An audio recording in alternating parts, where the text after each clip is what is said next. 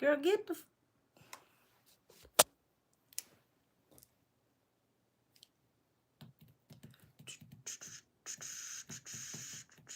I'll give y'all a moment.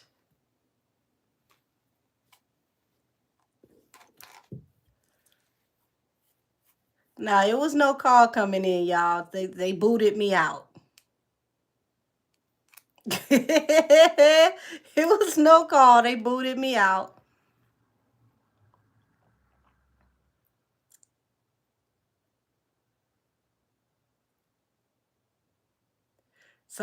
Somebody didn't like me talking about Joanne.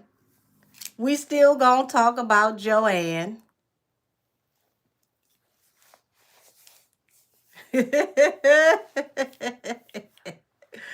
Nah, it was no call coming in. They threw my ass out. They've been doing me like that on Twitch lately too.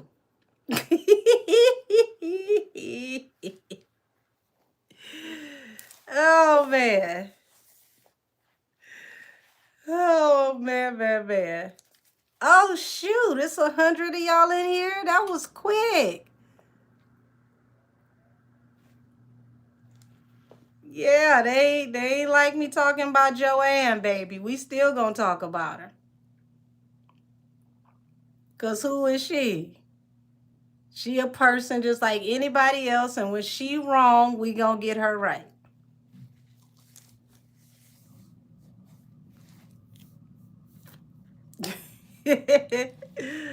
From the Cowboy Carter tour. You must be new, baby. That's her alter ego. No, but what they did at that The Boy Is Mine tour was very disrespectful. It was very foul. Like you backstage, the fact that you keep finding excuses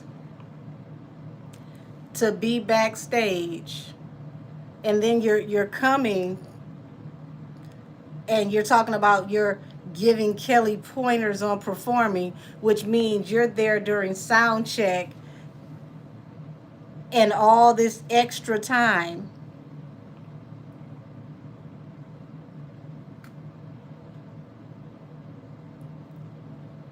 Like that's not right. You've been to what, 6, 7 shows,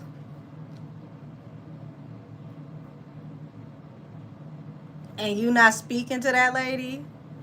That's not right.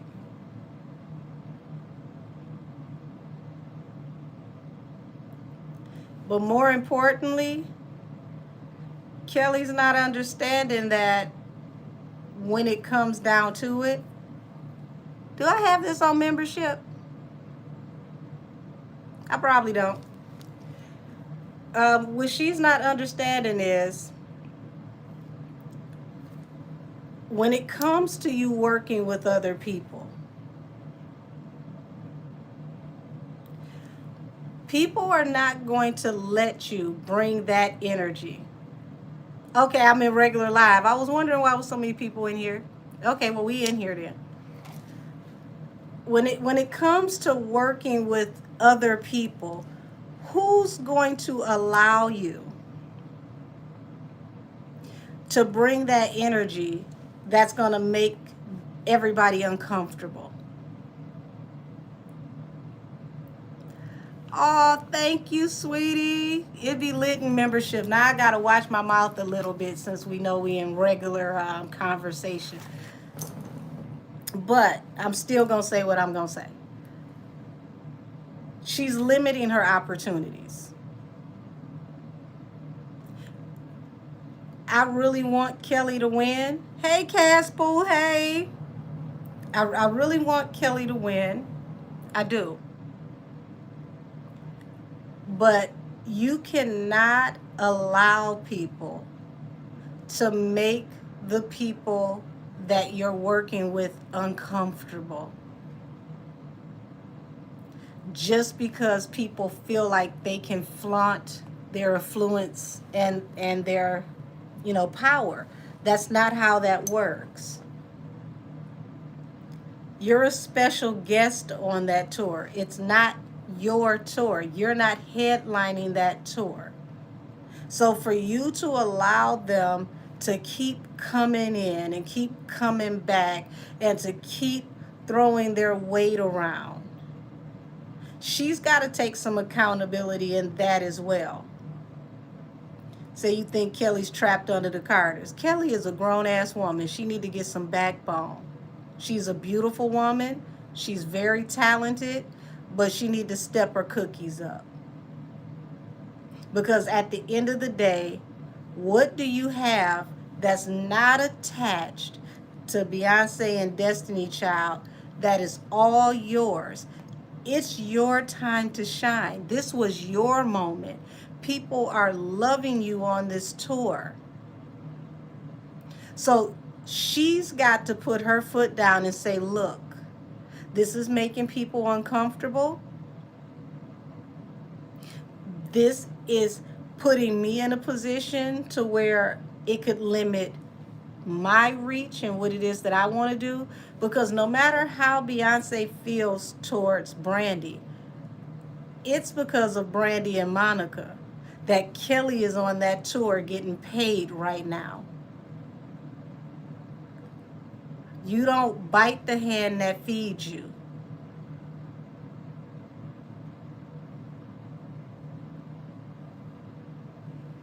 And for Michelle to come to that show as a woman who says that she's a woman of God, she's a praying woman, and you carry on in that energy and you go take a picture with Monica, but you shade Brandy as well and avoid Brandy, and Brandy ain't never done nothing to you, you got to take that up with God. God's going to judge, he's going to judge you more harsh than the rest of them because you publicly talk about how you are a child of God and you're a praying woman. So as a praying woman, as a child of God, you got to take accountability and not allow yourself to get caught up in that foolishness. Like I was saying before we, got booted out of membership, I didn't even realize, y'all, that I wasn't still in membership, but let's go. Did anybody think about how Maya felt with them walking around and always being in the way and making things uncomfortable? People forgot about what Maya went through. Now here it is, they got a show tonight. Hey Fee, they got a show tonight and Maya's not on the show. Keisha Cole is in her place.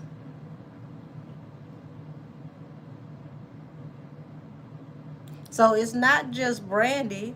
People forgot about Maya.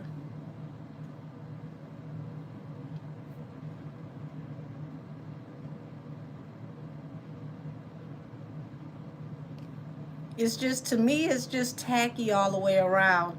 And thank you, said you love my nails. It's tacky all the way around. It's very unprofessional.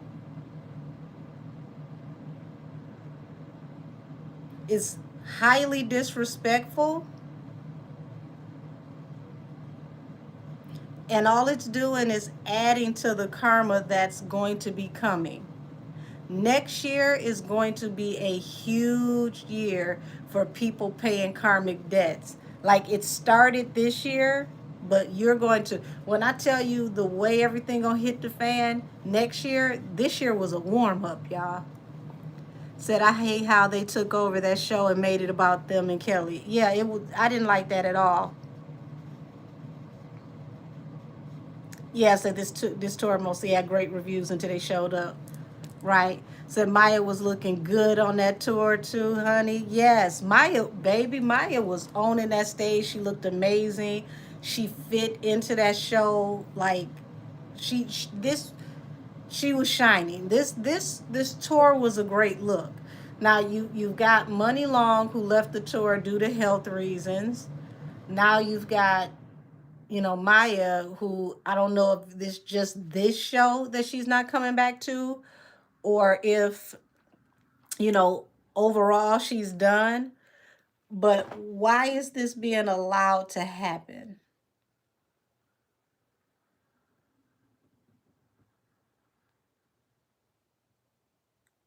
Because I'm going to tell y'all something. One thing's for certain and two things are for sure. When those legal problems come down the pike for some of Kelly's friends, and we ain't going to say no names, but we going to see. We going to see. We going to see. Because next year is belts to asses for some of her friends legally. Okay? When those legal problems come down the pike for some of her friends, she's going to have to think about who else she can work with, who else she can tour with, who else she can have a kinship with professionally, because that house of cards is falling down. So why would you stay on the damn Titanic and help to play with the band as it goes down when whatever is going on ain't even got nothing to do with you? This is your time to shine. This is your moment. You're giving away your own moment. You're ruining your own moment. Said Alicia Keys is always there. But see, Alicia ain't keeping up no mess. Alicia ain't keeping up no mess. We ain't heard about Alicia shading nobody and upstaging nobody.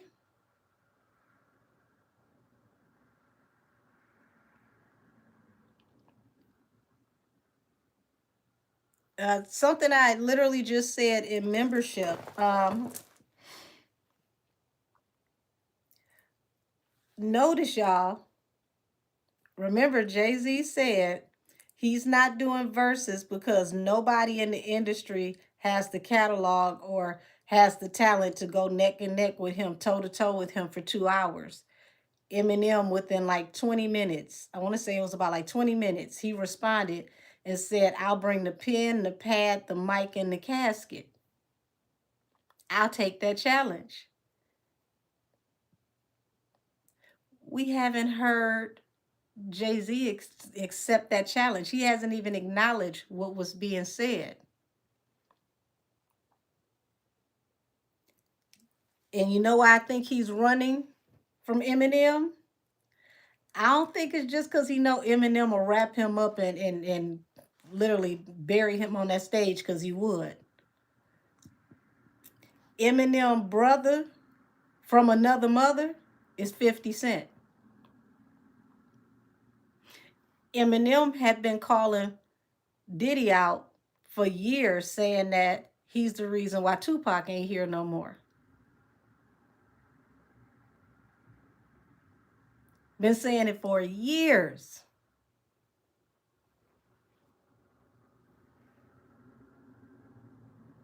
So think about, here it is. You got 50 just put out this documentary dragging Diddy to the lowest sub basement in hell. Everybody who is watching this documentary was like, oh my God. I believe he the reason why Pac and Biggie ain't here. I believe everything that is wrong is his fault. I don't care what it is. Diddy did it. So imagine what M would do on the other end. And he's already been calling out Diddy. And M know the both of y'all are like this. And he ain't afraid of you. He ain't scared of you not one bit. He ain't worried about no goons running down on him. He ain't worried about you ending his career. He ain't worried about none of that.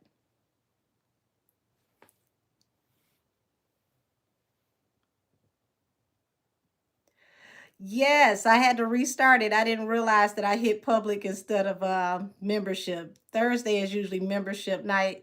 So I'm going to talk to y'all for a minute since I'm on here anyway, because usually this is what we do in membership. The message for membership is like literally 2026 is going to be the year of the reckoning. If you don't get your stuff in order this year, when I say condemnation, it's all you're going to know for the next decade, baby. It ain't about him having a complexion for the protection.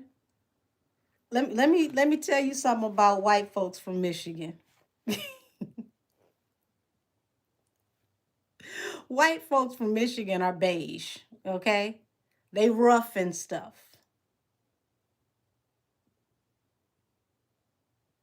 See, you got to go back to before Eminem was famous when you got ICP, the Insane Clown Posse. You had Kid Rock. These white folks literally used to catch each other at the club and tear the club up, be ready to shut down parking lots. Everything y'all see these YNs do now, they were doing back then. The people who will roll up with M, it'll be a nation that will come and shut that down. See, you definitely right. You said ICP definitely with the shits. You said I need 50 Cent to produce When the Pebbles Fall for Netflix. Give you your credit. Baby. Don't think he ain't. Don't think he ain't. He probably already gearing that one up next. Say yes, my chief is from Michigan and he don't play. I'm telling you, white folks from Detroit is something different. Said Kid Rock is known for pulling up on folks too. Yes. That's what I'm telling you. It ain't no complexion for the protection. They rowdy. Okay? They are rowdy. Like he has calmed down since he got older, but listen, ain't no hoe in his blood. He ain't no punk. You got to think he was calling this man, pretty much he was calling him a terrorist years ago. He blamed him for Pac not being here anywhere like 5 to 10 years ago, before it was even safe to say that. He put it in his music. When he dissed Machine Gun Kelly, that was the line at the end of the song. And then he laughed, was like, I'm just joking. And Puff called him to try to get him to take it back. And he's like, I'm not taking it out of my song. If y'all don't know who Proof is, Proof was like his brother from another mother. Proof literally ran down. I just said there's a membership. But Proof ran down on Suge while Suge was with his people. We talking about gang affiliates. I want y'all to think about this. These California gang affiliates who really about that. They live and die for this. Ran down on this man, slapped him in front of everybody and told him, you killed Tupac. This was Eminem's bestie. Eminem still got that energy. So now here it is. He's got 50. And him and 50 are like this. And both of them don't care. They're not scared. That's why Jay ain't gonna take that damn verses. He be a fool. Ain't no telling what the hell Eminem would say at that verses. He'd end up freestyling and literally dragging that man to hell and exposing him on the stage. Yes, Proof's unalivement was suspect. Baby. There's so much that I can say, but So they say Proof was the one that really was with the shits. And he was. 7 Mile all day. And he was. Said not at all. I think the quote wanks every day. You say, Angel, get out of my head. Said there's been so much floating around for years. Said Jay don't care for people who see him as a mortal man that he is. Yeah, he don't scare Eminem. He don't. M is not worried about losing a career. He's done everything he want to do in music. If he want to drop some music, he can drop some music. If he want to do something, he don't need nobody's permission. He above worrying about who gonna sign him and if I'm gonna be able to go on tour. He's solidified. He's solidified. M can drop an album tomorrow, and just a surprise album out of nowhere, and guess what? It'll go platinum just because. That's right. So M is certified. See, that's somebody you don't want to play with, because what you gonna threaten him with? What you gonna threaten him with? Right, and M still gets sales and streams. I want y'all to think about that Super Bowl that they did out in LA. Now here it is, Jay is working with the NFL. He don't want 50 on the show. You got to think about why Jay don't want 50 on the show. M told the NFL, if he don't perform, I don't perform. Guess what happened? That head office called Jay and said, I'm sorry. M said he ain't going to perform, so 50 got to perform. Punked him in front of his own boss with the NFL. You say he can't do what? Oh, okay, well, I ain't doing nothing then. I take this whole show with me. He can't perform, it's a wrap. Nothing he could do about it. Said, let's be real, I like Suge and all, but he really wasn't an intimidating person like he was made out to be. You talking about Suge once he got old. Suge in his youth? Yeah, he was. Yeah, he was. But you would have to understand who Proof was for it to make sense.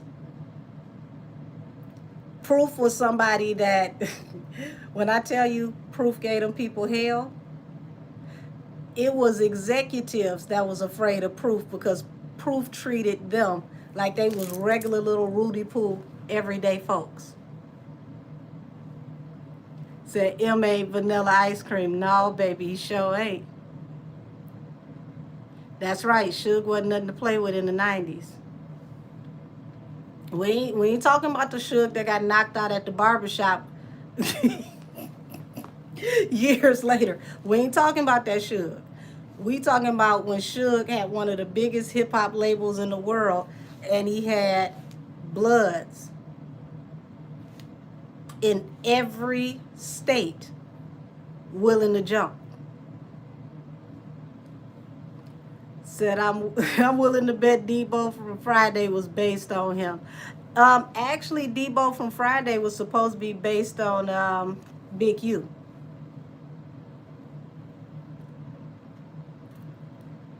Yeah, it does all fall down eventually. I mean, when you think about it, even in a wolf pack, the lead of the pack, the alpha always has to be replaced by the new alpha. You can never be alpha forever. So it's best for you to step down and hand it over than to get put out to pasture. Because once you get put out to pasture, baby, your reputation is done. Nobody respects you. Hand it over. Don't get laid out. Said Big Worm was oh, man. I want y'all to pay attention next year to the trial that is coming out with Keefe D. Now, I mentioned this a moment ago in membership. The Keefe D trial is going to expose a lot of stuff. And I've been telling y'all this. If you've been with me for a while, you already know this. Foxy Brown is the skeleton key that ties all of this together. That's why they want Foxy on that stand. And that's why Jay been trying to keep Foxy out the way. Allegedly. Said, yeah, when Suge got older, when Suge got knocked out, you could tell that he got hit with something like a rack. Looked like he was bleeding. Yeah. See, once something like that happened, you lose all respect in the street. Once you lose respect in the street, you don't need to be nowhere in the street because it's dangerous for you. And I want to say thank you. I got Thank you to Chanel for the Cash App, Booski. I appreciate you. That case, I'm kind of like running through some of the things I said in membership before it froze and we ended up back here. My Joe Biden, President Joe Biden, my ambitions of a writer reading. I predicted in that reading that President Joe Biden was going to bring Homeland Security and the feds to Puffy. And that's how I ended up predicting that Puffy was going to go down and go to jail. I also did a second one where I talked about he was going to go meet with Suge in prison, and Suge could possibly come out of prison early due to this case and the information he has. He did go meet with Suge in prison. That absolutely did happen. I did a Foxy Brown reading where I did a time capsule where I explained Foxy's significance over like a 30-year time period from when she was kicking it with Corrupt and she ended up in Vegas with Zip, all the way to the end of the timeline with her and Nicki. Now, I didn't use certain people names on purpose because I wanted to be able to speak fluently and tell the story and show how everybody connected to everybody and how she was pretty much a very key part, a very pivotal part, because without Foxy, a lot of information couldn't have been transferred from camp to camp, allegedly, and eyes were put on Tupac due to her being with Corrupt. And then here it is, she goes from Corrupt to Zip, and she's here the night that Tupac met his demise. And then you got her over here, but I didn't say who it was, but I talked about who sent her out to even date Corrupt in the first place, because she was supposed to be keeping eyes on Pac from the jump and reporting back to someone else, allegedly. Said, see how Snoop and Daz are now getting into it. Yeah. Yeah, and he's threatening Daz and talking about how, he about to, dig off into him legally. And Daz is saying that he trying to get rid of the catalog, which is possibly worth billions. It's war. But I'm not surprised. Because remember, Suge went back to that auction to buy the catalog back to get his label back. And they told him that he wasn't allowed to buy his stuff back. Y'all, if that ain't orchestrated or crazy, I don't know what is. How do you tell me after I produce the money to come back and buy my own catalog back in my own company that I can't buy my own stuff back? And then you let a Jewish woman come and buy it. And then here it is, you got Snoop who pops up with it. And how did Snoop get it from the Jewish lady?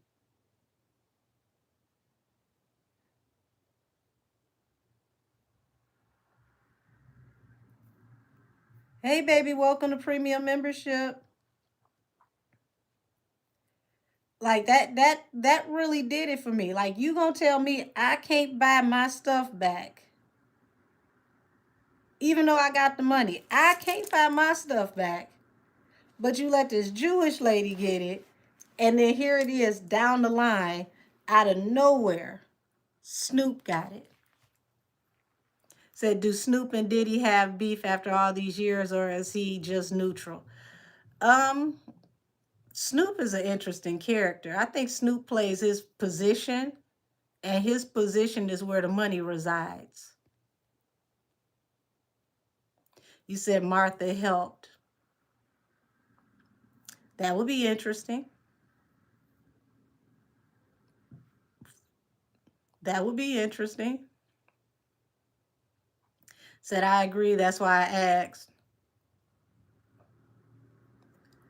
Like, you got to think about all the places and spaces that Snoop has been in throughout his career. Snoop has been in some very interesting camps. Like the fact that he was in the South, No Limit, you're at death row. Like he's been in some very interesting positions. So didn't the old driver say that Snoop was over there with Diddy? I'm not sure, but I wouldn't be surprised. But I will say that I remember that there was a lot of tension between Snoop and Tupac towards the end, and Pac didn't want to fly back with him. So what was really going on between Pac and Snoop in the end, where they were supposed to come back, and Pac was like, "Nah, I'm straight on you." Said I love No Limit Records, but they was really a southern version of Death Row. So Snoop never really left Death Row. He just went to a southern version of it. I mean, baby, the street is the street, no matter how you slice it. So,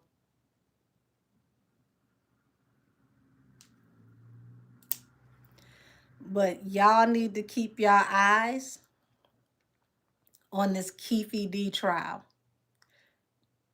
And the reason why y'all need to keep y'all eyes on this Keefe D trial is because when you catch one, you catch the other one. And those of y'all that's been rocking with me, y'all know who peanut butter and jelly is. You cannot have one without the other. What they get on Diddy is going to drag the other one out.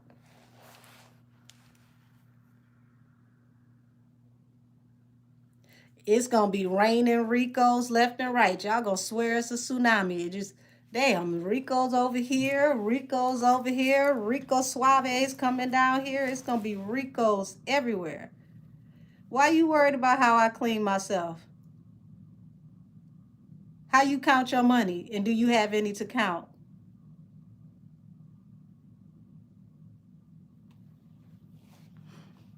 He said that Master P lied about getting Snoop off of death row. Oh yeah, it's a lot that's about to hit the fan. It's a whole lot that's about to hit the fan. See, y'all gotta remember what Busby said. It's 120 civil suits against Diddy.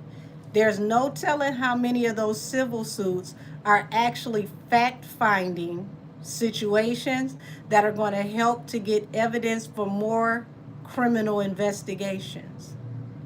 He said that his brother, that is no longer his brother, Jay, the other Sean, was mentioned in a lot of that paperwork. So what happens when they get to doing all these civil cases, and now that goes to the feds, that goes to the Homeland Security, and that goes to Interpol?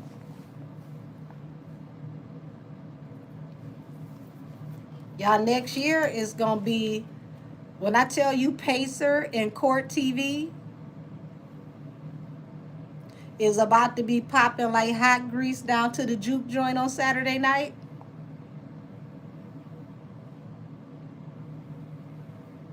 And gossiping, aka the Snitch Olympics, as I told y'all, that's gonna be the new way to make money. It's gonna be so many people telling, we ain't gonna even have a space for Jaguar Wright no more. This is like, damn, Jaguar can't even tell no more.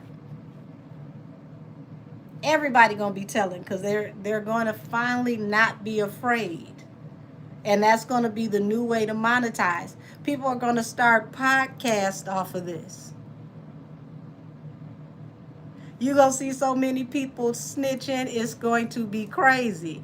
And they going to incriminate themselves, y'all. That's the craziest part about it. They're going to be trying to tell so much stuff that they're going to be telling on themselves. Like, wait a minute. So you mean you was there? So you know they was putting roofies in the drinks? Wait a minute, you lined up the glasses? Said, do you think Jay has been paying some of them off to avoid the same mistake Diddy made with Cassie? Listen, you don't understand how big this is. If he pay off 5, 10, 15, 20, there is how many more? 10 times. 10 times that.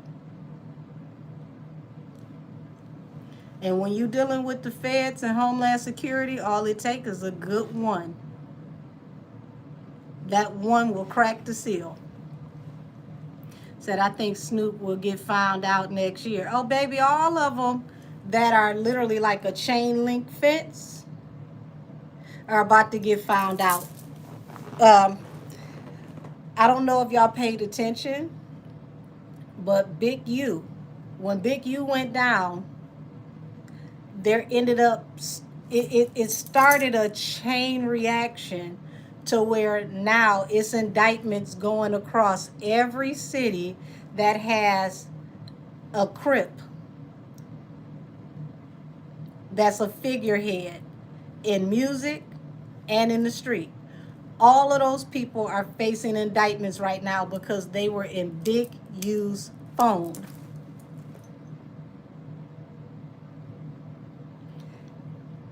If it ain't never been a time to get out the damn street, the time is right now. Get out the street. Go get you a tech job. Being square is the new hip. Said they already doing that, Angel. Yep. Said laugh my ass off. I went to snitch code on YouTube the other day. Oh, you wait until it really. You think they no. I said I call it the snitch Olympics because that's all that's gonna be in the algorithm. It's gonna be to the point where they gonna snitch in the music, they gonna snitch in the podcast. It's gonna make you think, what the hell is the G code? Did y'all rewrite the G code? This is crazy. What'd you say? Will you marry me? Baby, I don't know you, but thanks for asking. Said, I'm looking forward to the Keffe D trial because I grew up during the Pac and Big era, and for decades I always wanted to know who played and benefited from their demise. Well, one of them is locked up. The other one will be soon. Said, facts, just had a big RICO in Lincoln, Nebraska. See? It's a national sweep. I'm telling y'all. Tell everybody y'all know. Get out of the street. Get on the sidewalks. Get on the porch. It's going to be too many damn snitches for them to get stitches. That's out the window. Snitching is going to pay very, very well. Okay? It's going to be called interviews. It's going to be called podcasts. It's going to be called commentary. It's not going to be called snitching, but if you listen close enough, that's exactly what it is. Said they're going to have to bring the military for all those crooks. Did you pay attention to who the president is? You see what he's doing with the National Guards? Baby, that's already happening. So what documentary, sis? I need to watch it. If they're talking about the one with Diddy, the one that 50 Cent just did, baby 50 lined him up and he dropped that at a perfect time, because that documentary coming out now is going to have people ready for this Keffe D trial, and they're going to be ready to throw what's left of Diddy away forever. Why, thank you, BC Powder. That's very kind of you. I appreciate you. Said, I want your Gotti to get it. Well, if I'm mistaken, you know, he got some folks looking at him. Would you say you voted for Biden?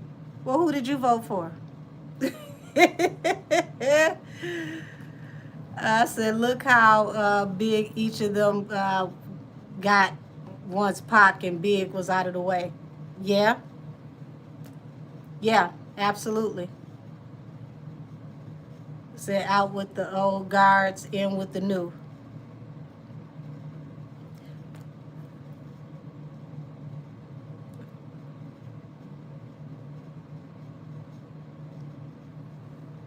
Said Press T is the get down and lay down. Yeah, man, when I tell you he in there being gangster, he running the White House like it's Grand Theft Auto.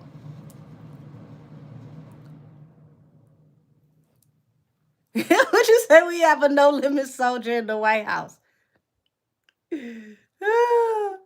Said 58 that up in my Armand voice. I'm telling you, he did, and I haven't even sat down and watched it in its full entirety. I've only seen like clips. The fact that he got videography of Puff that was taken by Puff's people, who in the hell did he get that from?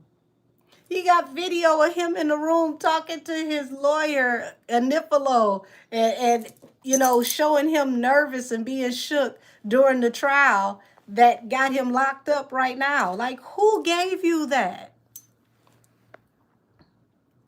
So why do I feel like Beyonce and her husband sabotaged Brandy?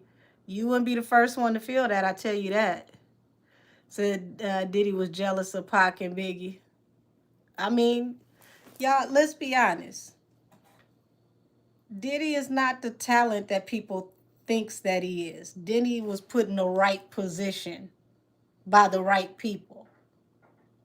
When he showed, y'all, when I tell you I cackled and kicked my feet all across the couch, when he showed that it took Diddy weeks to do one verse and the writers were angry, like they was furious because he couldn't recite the verses that they wrote for him and give it the way that they wrote it because he was that terrible at rapping.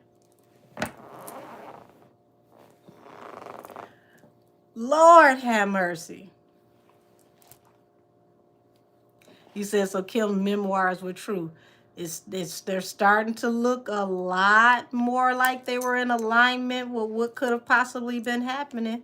Said Diddy is suing Netflix and 50 Cent over that documentary for like $300 million. Well, Netflix is standing on their tens, and they said that they got everything the way they were supposed to get it, fair and square. So pretty much he can go to hell.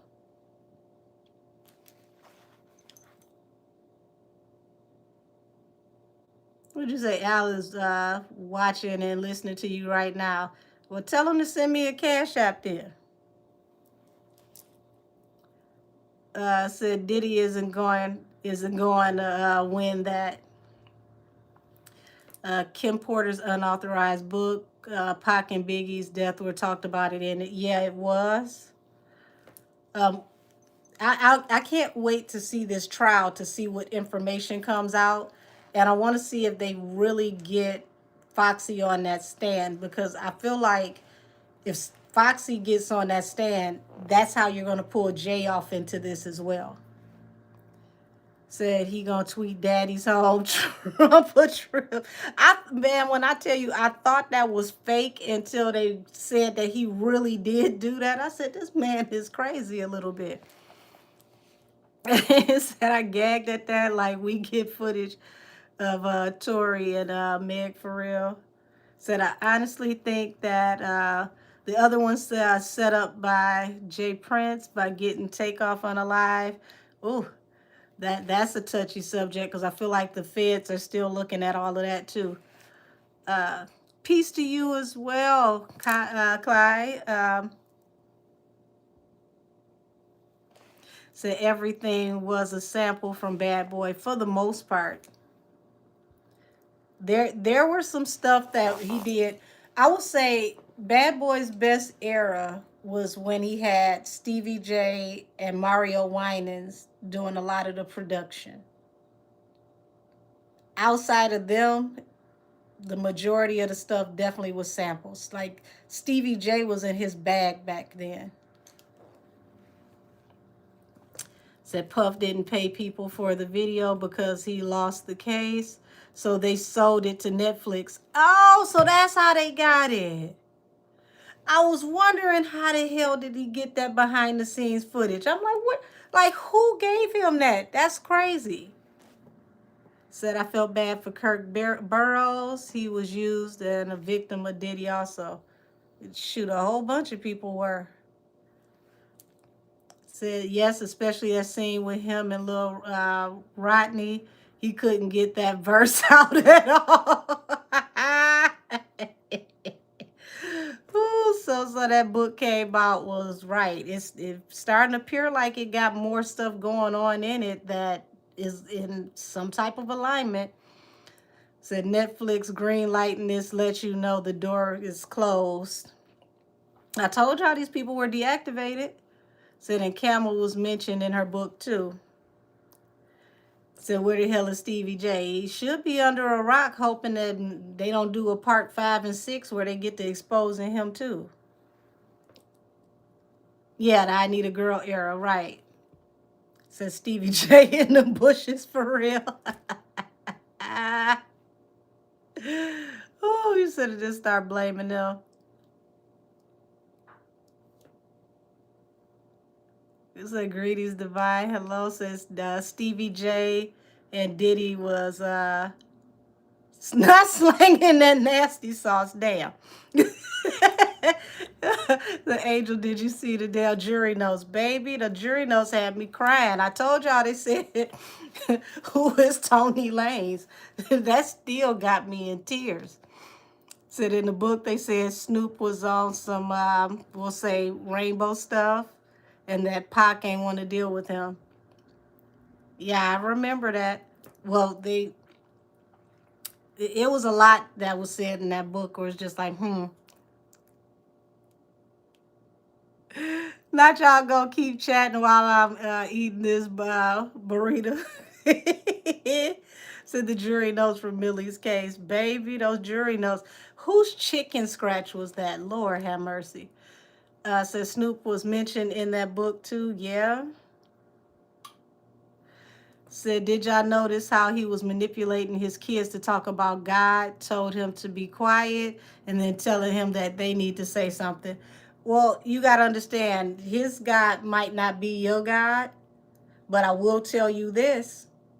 That tattoo that he got put on his back with Ezra Lee Dantor,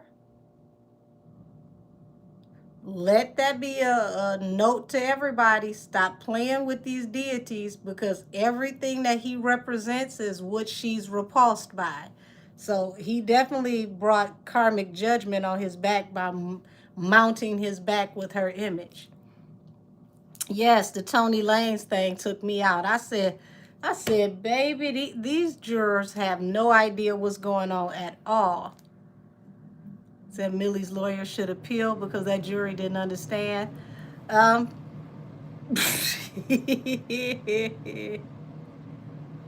Maybe that's his Italian cousin, Tony Lanez. I don't know. Said Millie said that these are the people who had the fate of my life in their hands. Well, Lord. Said yes, it was protecting him for a while, but it came back. I don't think Ezra Lee ever was protecting him. She was taking notes and then got offended. Like the only smart questions when they asked whether she registered to vote. That was an ingenious question because that led to jurisdiction. So they didn't take not one note in that trial. No, you know the note that got me? The note that got me is when they said, could you tell the plaintiff's lawyer to stop typing? It's distracting.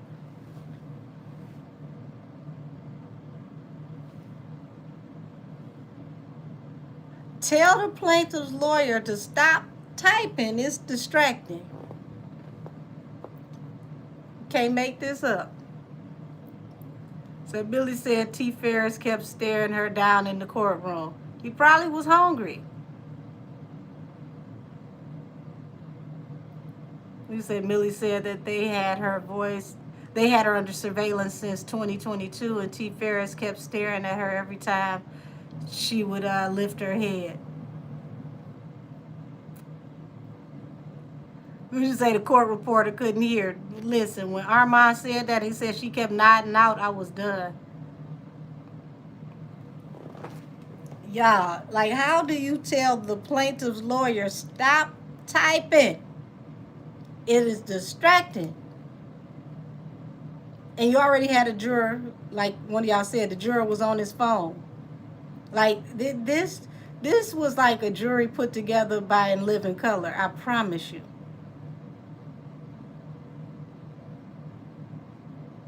Would you say She said she kept looking at Armand for comfort, which make it even funnier because Armand said that he was like, "You quit looking at me. Why are you looking at me?"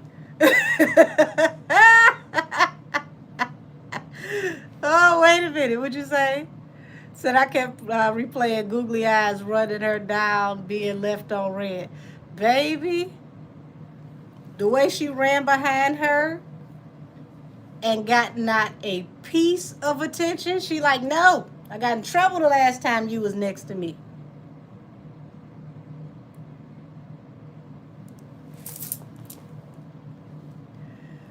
Would you say I felt that very much, that all they did was like a few fan files and air conditioners that didn't work. Whoo, Lord, y'all.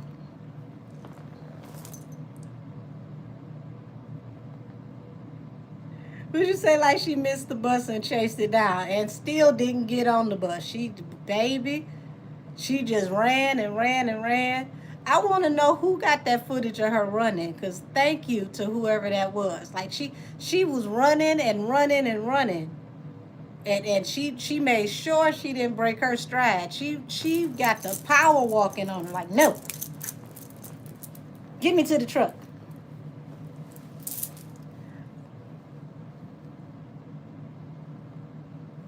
What the hell? I guess the trolls are getting spicy.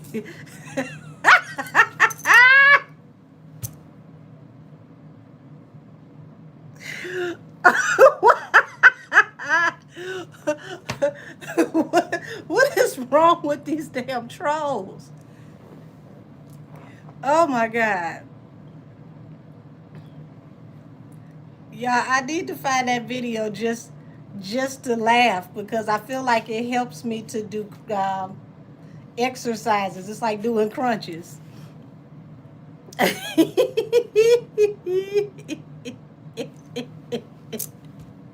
I know I wasn't the only one that read that. Like, what type of question is that, and why would, what? Ooh, so you can always tell when these trolls arrive with the horseshit. Nene, I listen.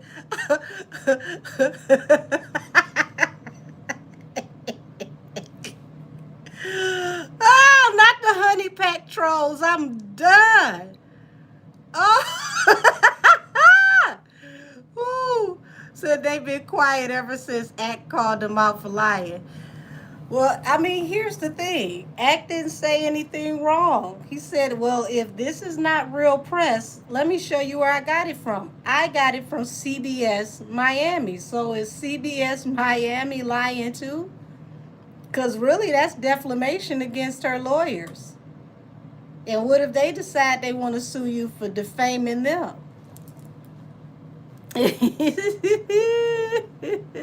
Not after unhooking my jaw like a snake. I'm done. I'm so done. Y'all. Oh my God. So, y'all, listen. I banned myself from Amazon, let's see, for the next 3 weeks. I think I can stay strong and do it.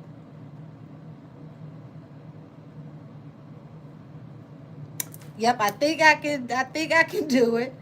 So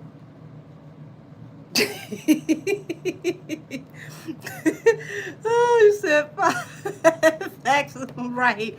I don't understand how everybody was lying and nobody got charged with perjury. Definitely baffled. Does this last year the supermoon mean more secrets are coming out before the year ends? It's going to end and come in with more information coming out. Yes. Thank you for telling me I can do it. Thank you. Somebody got to tell me I can make it. So y'all, I got my last order, you know. Cash, listen, I need somebody to believe in me. So I got my last order today, y'all. So I got one of those aquaponic systems to where you can grow, your vegetables and your herbs and whatnot in the house. And they had them on sale for, like, I want to say it was like 60 something, like 70% off. So I got a couple of them. so that I can grow some veggies and some fresh herbs in the house. Cause it's cold outside, and go to the store and give you $4 or $5 for lettuce for what? When I can grow it in the house. I said I feel like it's that one dick calling you on Amazon. Don't do me like that, Philly. You listen, I got enough of them for the moment, but yes, those other ones are in my cart until January. So hell, I don't believe in myself when it comes to those Amazon sales.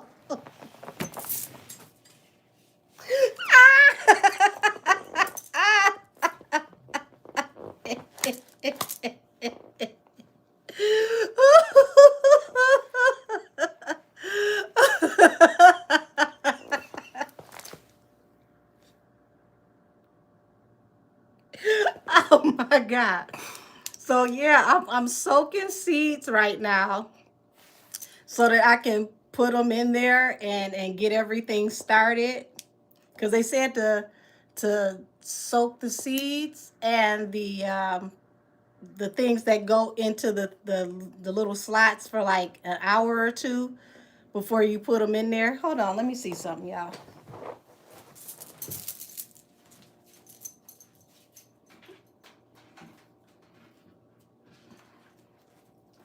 So this is one of them, and it's got the grow light up here, and everything grows down here.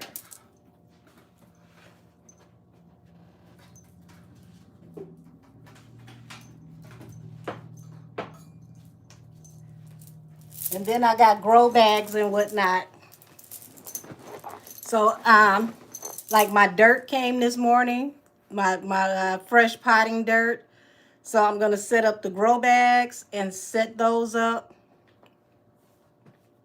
You said the garden gnomes are gonna be happy. Yes, I did ban myself. And see, it's not gonna be as hard as y'all think it is. Cause practically 95% of who's supposed to be my family get on my nerves, so they ain't getting shit no way. So see, ta-da!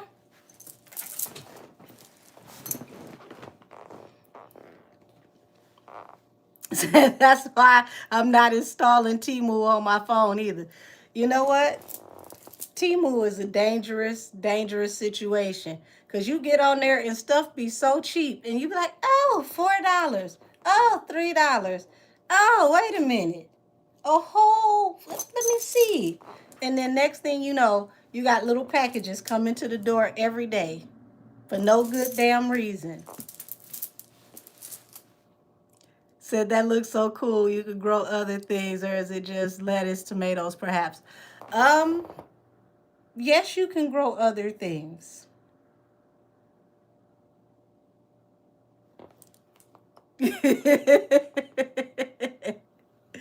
Yeah. When I tell you get ready, y'all. But seriously, I've been warning y'all, to be more conscious of, how you stock up your groceries. Get all your non-perishables, your flour, your rice, sugar, things like vinegars, uh, things like yeast, stuff where you can make things from scratch at home. Because I'm telling y'all, you need to have your house stocked up. Would you say, would you play Russian roulette? It might get you something with the print on it instead of the extra product. Oh my God. Nope, I'm staying strong. Let's see, today is the 4th. I got 3.5 weeks.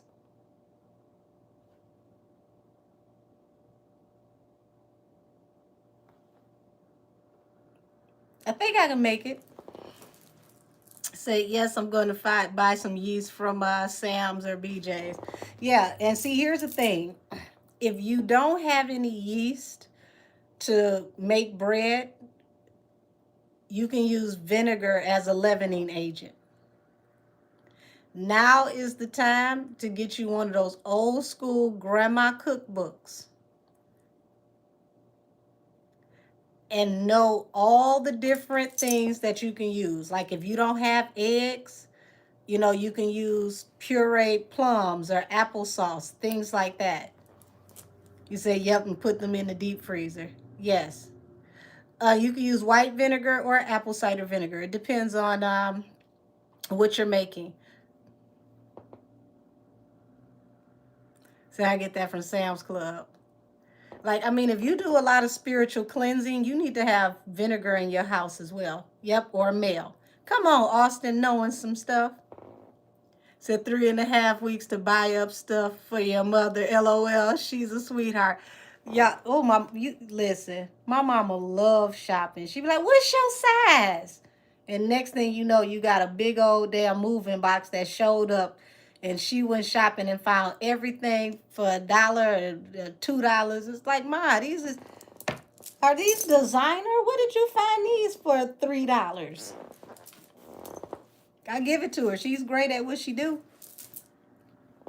Said I am the grandma's cookbook. Listen, you better tell them. Yes, the Voltron shirt.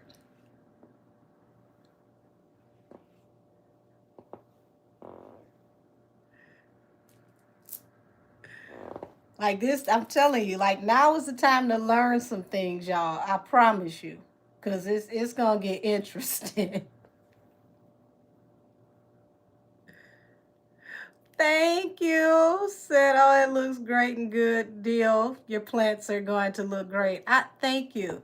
I just figured, like, you know, I wanted to, well, I need to eat healthier anyway. But it's like when you think about salad mix and things like that that you buy, and you're spending $5 for salad mix, and you could be growing that stuff, and you keep fresh veggies all year round. Like produce are through the roof right now. Produce are at the highest that they have been in a very long time. It's ridiculous how high produce are right now. So you got me in here baking and learning how to make different things. Your biscuits and rolls look good. Say, yepper, they are, and they look and feel weird now. Yeah, everything. So here's an inside tip, y'all. If you're going to buy some seeds to grow your own fruits and vegetables, make sure they're heirloom seeds because you don't want the GMO seeds. You don't want anything that's been, you know, genetically modified. Now, I know ain't nobody going to get no fresh wheat and, you know, grind it and turn it into flour. But, you know, if you hardcore like that, it's healthier to eat it that way because they bleach out all of, you know, the nutrients. I know ain't nobody gonna do that. Said Dollar General don't even send seeds anymore because they don't want y'all to grow your own food. But you can go on Amazon and get heirloom seeds. I got some on Cyber Monday because I already had seeds, but I wanted to stock up on some more. So I want to grow my okra. I want to grow squash, tomatoes, potatoes, lettuce, um, like shallots, fresh rosemary, thyme, you know, stuff like that. Oregano.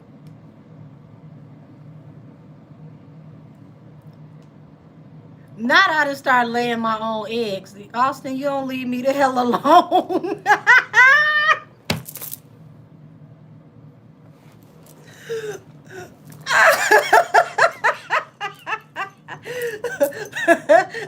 I ain't gonna question nothing you just damn said. I'm done.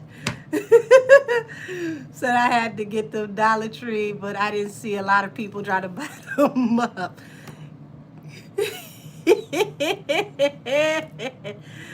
Yes, homegrown tomatoes are the best. They taste way better.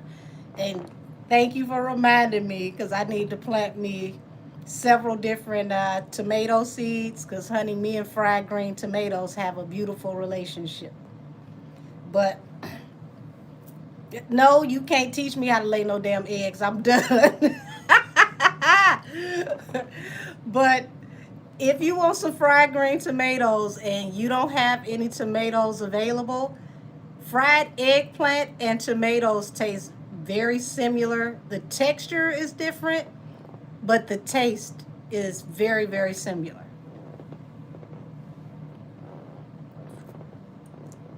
You talking about laying no damn eggs. Woo! But I tell you what though, I look back on my Mexican neighbor that used to have his own damn hens. That shit don't seem so far fetched now. Get about 3 or 4 of them and let them just lay eggs all across the damn backyard. So I love some eggplant parm or some fried green tomatoes.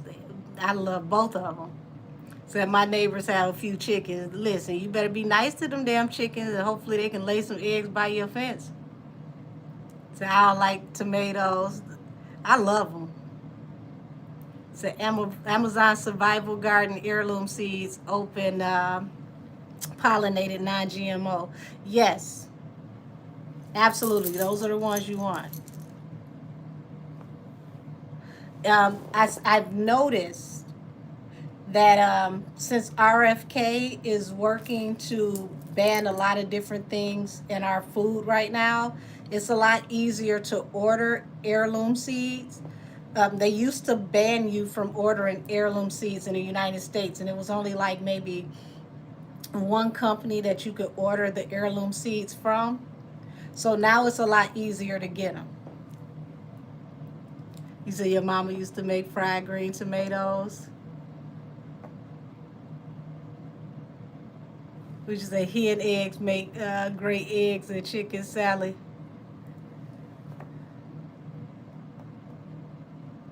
Ooh, fried green tomatoes and avocado ranch dressing. That sounds good. Said I grew some tomatoes over the summer in my backyard. Looked like a tomato farm. See, I had some disrespectful squirrels that I had to get together because they thought my garden was a tribute to them. Y'all, I was so excited that I saw that they have squirrel repellent.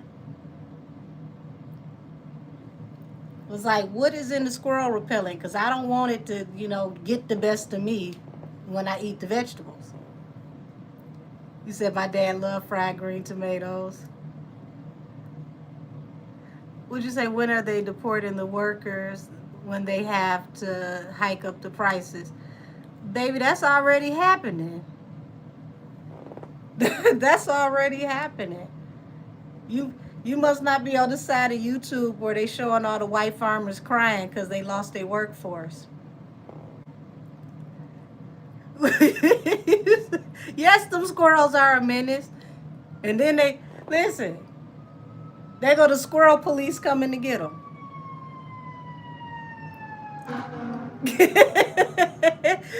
But look, y'all, they call themselves being kind and bringing me like walnuts and peach pits and shit, putting them in my window sills as thank yous.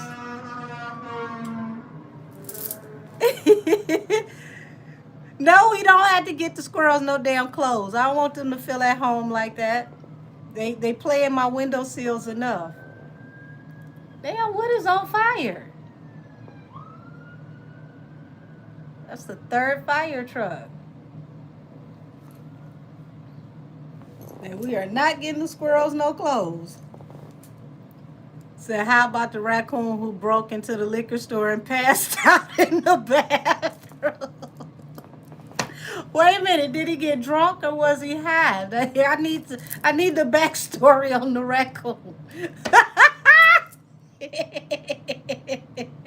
You just say get them some little hats and dresses. Austin, them gonna be your children. We not doing that. Hey, it's gonna be a whole bunch of them coming for Pebble Nation. So he was drunk now? Damn, he had the time of his life. That damn raccoon was at a rave. No, what you say, damn it? I'm sending some, so will you? Not so they can be looking jazzy. I'm done. Not they can't be friends no more.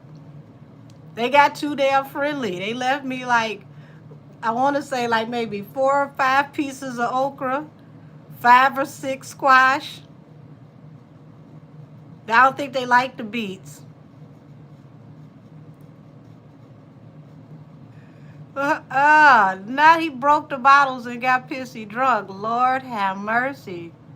He done damn near took himself out. Had a great time by himself. That is funny as hell. He went in the bathroom like, I can't take it no more. The room is spinning. Let me lay on the bathroom floor. Don't worry, raccoon. I've been there. I ain't never broke in the liquor store though. Damn, the raccoon literally set it off. I know the liquor store. The liquor store owner was like, I know you lying. Like, look at this. How you gonna break in and you not even stealing food? You getting drunk. What you say? No beets for them. Listen, they didn't touch the beets. They ate all my sugar peas. They left me, like I said, 4 or 5 pieces of okra. I hated that they would bite off of my tomatoes and decide they didn't like them. Like, you didn't like it yesterday. Don't come and bite another tomato and see if this one is different. They love the squash. They ate up cucumbers. They ate carrots and parsnips. Oh, they had a great time.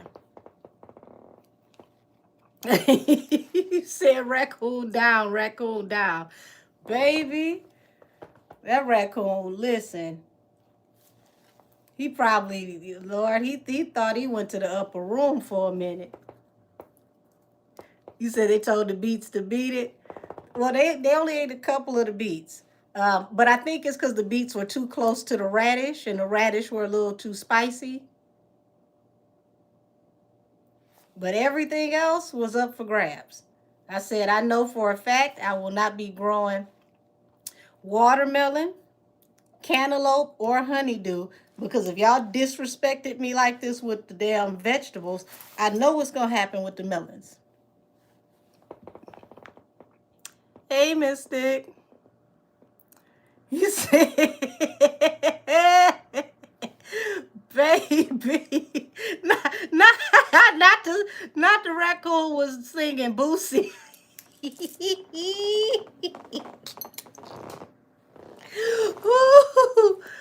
Ooh, said these animals are acting up more and more like humans. I'm telling you. And listen, one of these days I'm gonna take some pictures of my windowsill so y'all can see their little offerings. They caught themselves paying me with little walnuts and um, peach pits and then they will come knock on the window. Like, they don't hear from you, squirrels come knock on the window. You say, I love honeydew, it's not too sweet, it's great. They won't know about it because I'll grow those in the house. I got some big old giant grow bags.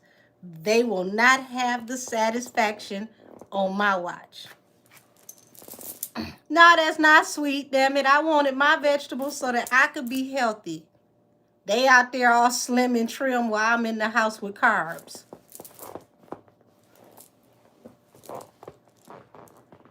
Just do me any kind of damn way.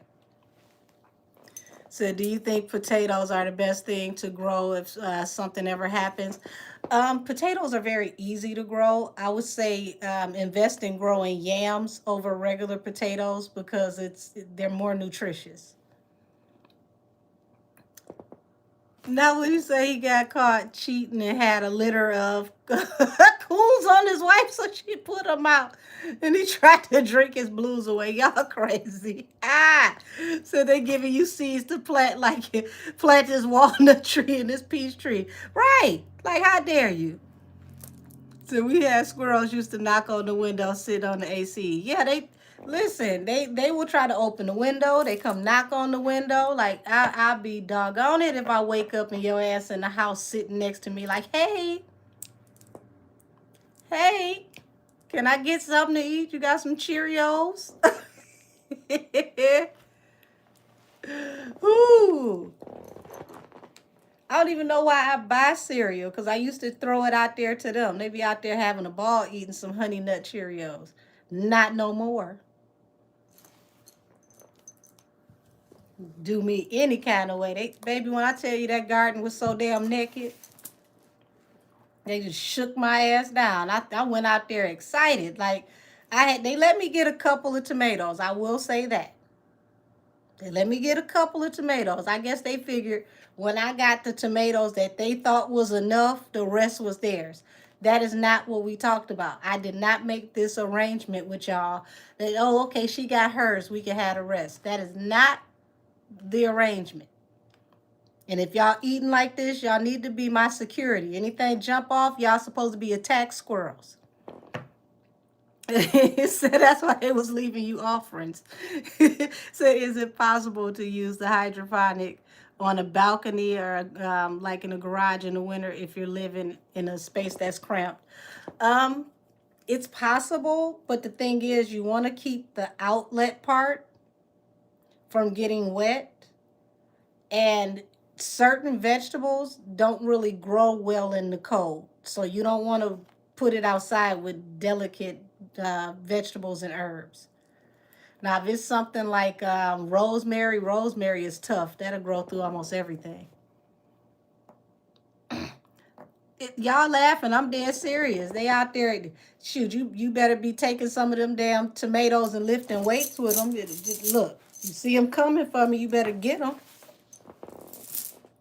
Yes, the jump off squirrels. They better snap into action. Something happened, get them. So I keep thinking of this commercial with cereal and the squirrel and the honey nut, I think. I ain't lying. They eat too damn good not to have my back. They better set it off.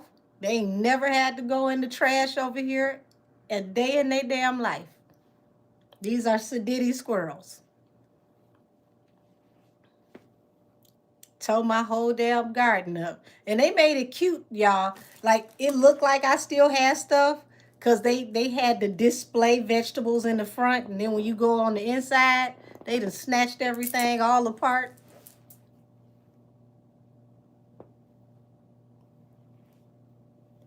Just got me all together. And then got the nerve to be trying to look cute knocking on the window.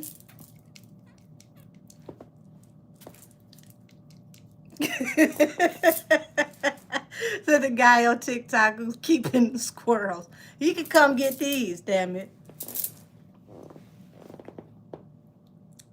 Like I got 25 children in the backyard. Yeah, they bougie. They was out there eating Swiss chard and all types of stuff. I just knew I was going to have some, like a good yield in the vegetables. I get to blanch things and cut them up and freeze them. So it attracted all kinds of animals to the vegetables. Has definitely kept me from growing a garden. Well, I mean, you know, neem oil will keep them out. What I did end up finding out, though, is, you know, I got to blame the squirrels a little less. My neighbor has a yard full of pit bulls, and his dog food that he leaves out was attracting rats. So one of them rats that looked like Don DeLuise was coming in my garden in the middle of the night, eating until he was fainting. So once I found that out, you know, it was like we not now what we not gonna do is have no damn rat coming over here into the garden. So come to find out, the rat was the one that was eating real damn good because he was squeezing under the damn fence and coming over and just having a whole smorgasbord. We say Bugs Bunny kept the garden kept. Hey, honey. the newest update on Tory is that they're going back before the appellate court to get them to do a redecision because they may have looked over certain evidence. So they're giving them a chance to look at it again before they take it to a higher court. Yes, he looked like Don DeLuise. His ass was so damn fat, he was dragging ass. And I would have never knew. I just happened to look out the window and seen him and almost damn fell out. Like, this is a damn puppy. They ain't even a rat no more. They said the squirrels down the block. We don't eat trash cans. That's what you need to leave. Ooh. No, we don't do rats. No, thank you. We bougetto over here. That is not our ministry. I started sprinkling moth flakes and getting some Scotch bonnets and growing Scotch bonnets all across the fence. Like, we rebuke you in Jesus' name. You will not be coming back, Ratatouille. Now, there's just some things we just not gonna do.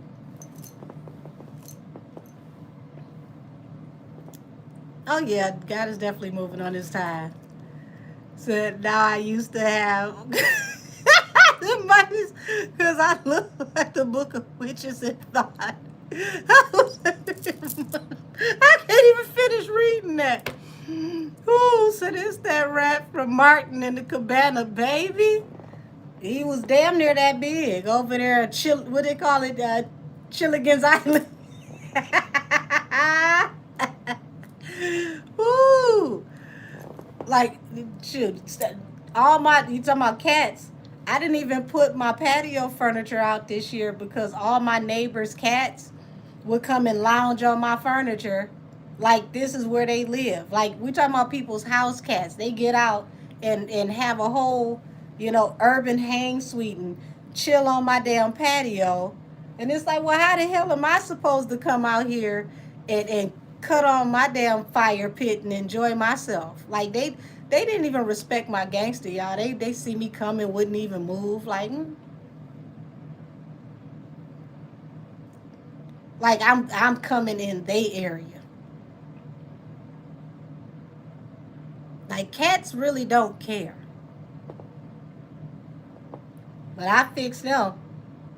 I said, I know what's gonna get you off my lawn furniture. I went and washed them damn pillows and sprayed everything with a touch of pepper spray. Come over here, your nose gonna fall off. So I used to stay on the north end on Melbourne, and there was a lot of rats over there. Ooh, I can't take it. See, I just saw one over here, and that was too much for me.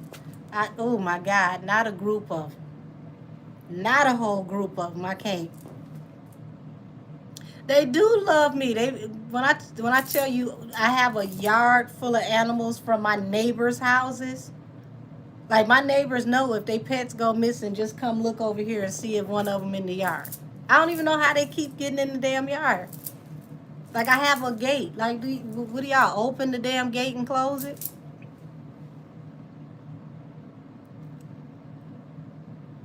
But you say, I have a cat and she loves to lay in the hallway and expect people to walk around it. I told you, cats don't care. Cats is like, look, this is what I'm doing and this is what you gonna do. Oh, thank you, Aja. Said you were my #1 top watch channel on YouTube for my end of the year wrap. Yay! Thank you. Y'all, I'll never forget a field mouse got in my house some years ago. And I had never been so brokenhearted. Y'all, I have always believed in keeping my cabinets fully stocked. Let me tell you how bad this field mouse disrespected my life. And it was only one. I go up in my cabinet to go get a box of Zatarain's. Box is empty. Pull another one down. Box is empty. This little bastard then chewed the little corner on the back of the box, and I guess he sucked the rice and beans down out the box. Ate everything in the damn shelves except for Quaker Oats. I said, so you mean to tell me if it ain't got no seasoning on it, that's the only way you ain't gonna eat it? Everything that has seasoning, he ate it. Then finally had the audacity to show his little mouse ass face and was not afraid. Literally just set up like, you ain't afraid, I am. I ran out the house and left his ass. One of us is too friendly. I can't do this. Said, baby, I came with mice. By God, I had to move from my last place because the baby here. Oh no, no, nope. I don't blame you. Like, I mean, literally ate everything, y'all, that had seasoning. I had never felt so disrespected. To know that it was 3 shelves worth of food, and the only stuff he didn't eat was the plain rice and the Quaker Oats.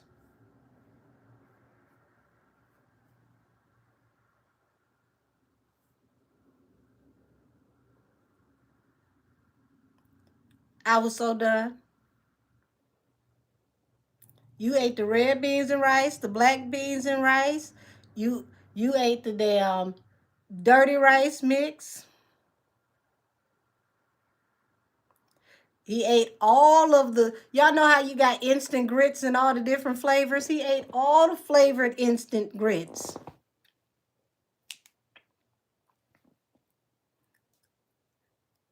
It said you a Leo like me, so you didn't know his ass was, baby.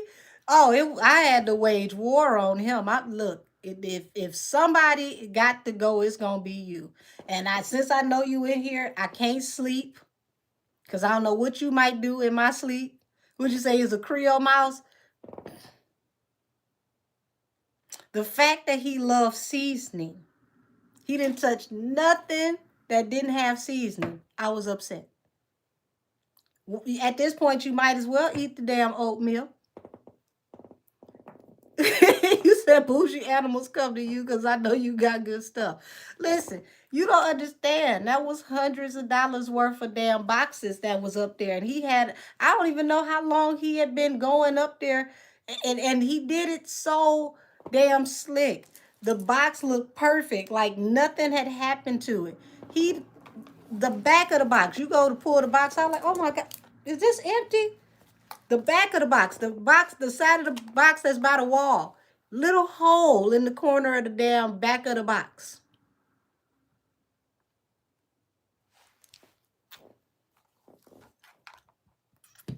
It must be your spirit. Shit, don't send no more of them over here. I don't want to get to know them like that. I'm upset. I'm still upset, and it's probably like 15 years later. He said, I'll say the rice and the oatmeal for her. Ain't that about some shit? You're like, I know you know how to cook. You can season that yourself. Ooh. I don't blame you. No, and he was by himself. So just imagine if that one had friends.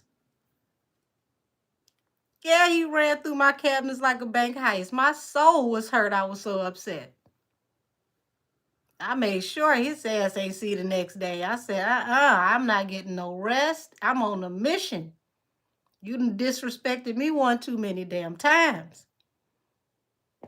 Then had the nerve to come out and be friendly and speak like, hey, like you got a grocery list or something.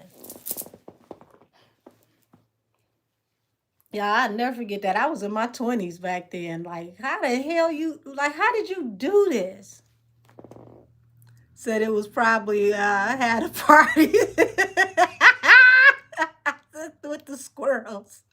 Oh, 2 totally different houses, but at this point, who knows? They all conspired. So he wasn't telling nobody about the pantry like he won the lottery. Listen, he figured that, listen, this is the home I always dreamed of. The cabinets are always full. She buy all the good stuff. I will never run out of supplies.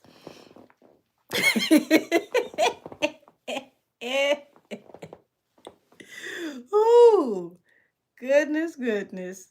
But y'all seriously, stock up. Stock up as much as you can. We just say, look, I promise. It's like Uncle Elroy. I was gone in my next Friday place. Oh my gosh.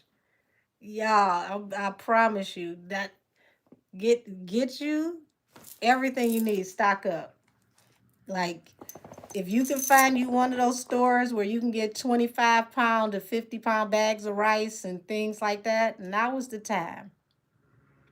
Tax season come, stock up. I promise y'all. Because the next year and a half is gonna be a little weird. It is. It's gonna be a little weird. And my version of success, I don't care what nobody say. I want gratuitous snacks. Okay? I don't want to ever worry about what I'm gonna get up and eat. I need gratuitous snacks. You said the Asian stores usually sell rice like that and it's good rice. Just make sure it's like a good long grown can't even say it, long grain rice, because some of these rice companies are mixing a plastic byproduct in their rice, and if you put your rice in water and you got pieces that float to the top, those are pieces of plastic. I know it's crazy, but a lot of those rice companies, if they're the more affordable rice, they mix the rice with plastic pieces. Yes, I love jasmine rice.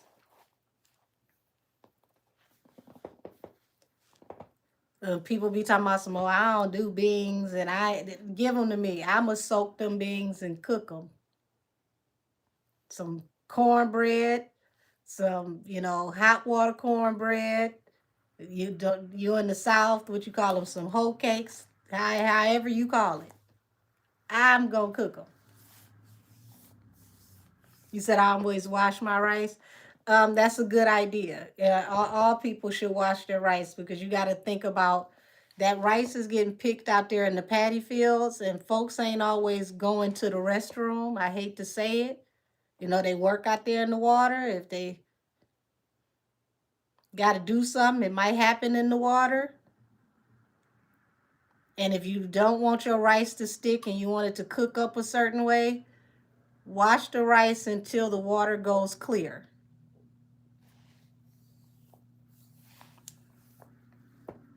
Ooh, you said your daddy made some neck bones and beans and rice. Ooh wee. Yeah, that's some eating put you to sleep. I don't eat pork neck bones, but I will cook some beef neck bones, potatoes in a heartbeat.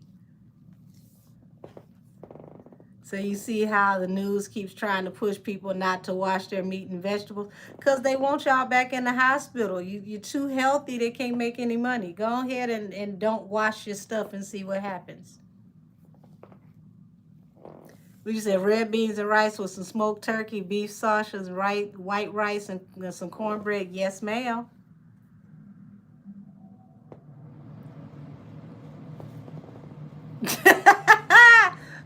First of all, head cannon, please don't tell me that, because it's internet police. But have a wonderful evening. Would you say field peas and rice? Yes. Ooh, oxtails. Yes, yes, ma'am. Yes, sir.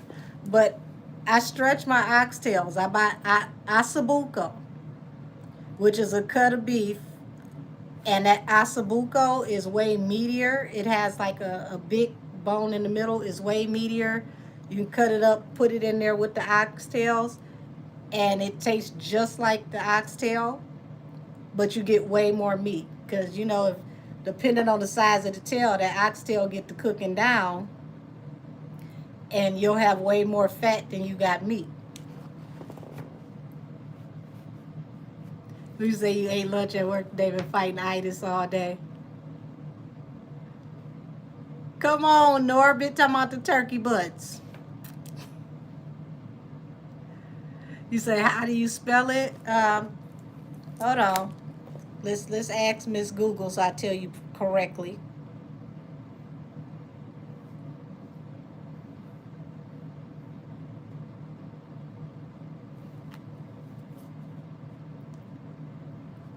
Asabuco. Okay, here we go. Ossobuco. So, hold on, let me show you. Get out of my way. I usually get, damn it, beat it. I usually get the beef asabuco, but this is venison asabuco.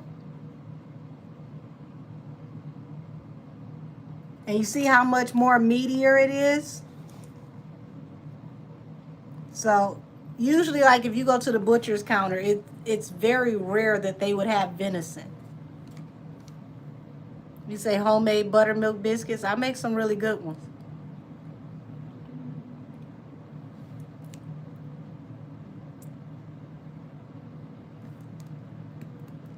Hey, Pink Sprinkles. This was supposed to be membership, but I came back in and it ended up being a regular live. So yeah, if you add some asabuco, cause look, this is what it looks like cooked. So you add some of this to your oxtails, and it'll stretch and go way further, and it's more affordable. It's a good cut of meat. It's more affordable, but it's like usually Italian people buy asabuco. So because it's not, popular the way oxtails are, it's like a third of the price and you get more meat. Said they always they've been given kangaroo tails in restaurant instead of oxtails. Well, if you can get a kangaroo to not whoop your ass and stand still and get his tail, it might be worth a try. It's safer than eating at McDonald's, I tell you that. We say tenderism. Said, is it healthier? It's a leaner cut of meat. It's not as fatty. It's not as gelatinous as oxtails. But it cooks up just as well as oxtails. So I love to save some money and still eat good. So I'll buy more asabuco than I will buy oxtails, but you can cook them together. Like my family is super, super country. So honey, I will get some oxtails and cook up the oxtails, take the au jus off the oxtails and break up a couple of the oxtails and make some oxtail dressing with the gravy to go with it. Let me tell you something, some oxtail dressing to change your life.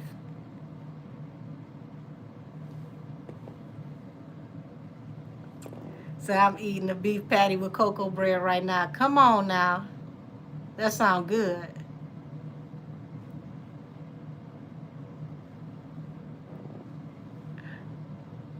You ain't never heard of oxtail dressing?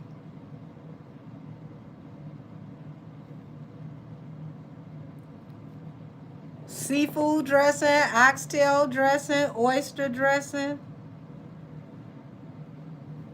Some oyster dressing is good.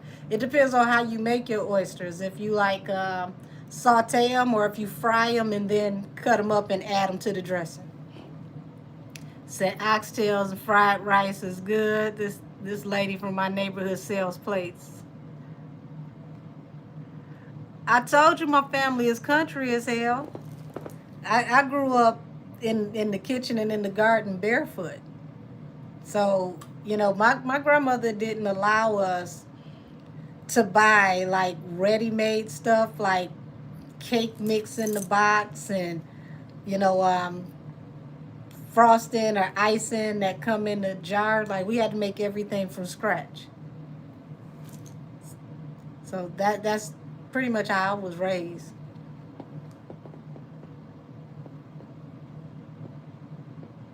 You say homemade biscuits and flatback meat. So what you think about a cooking podcast? Honey, I never thought about it. I was just talking to people last night that said maybe I can do a segment or two showing them how to cook, and somebody had asked about etouffee. And etouffee is actually pretty good. It's not hard to make either. It depends on um, what type of etouffee, like chicken etouffee. Um, I want to say like crawfish etouffee, shrimp etouffee. He said my mom was from Gaines, Florida, Georgia, and moved to Detroit when she was 16. I know about that good cooking. Yeah.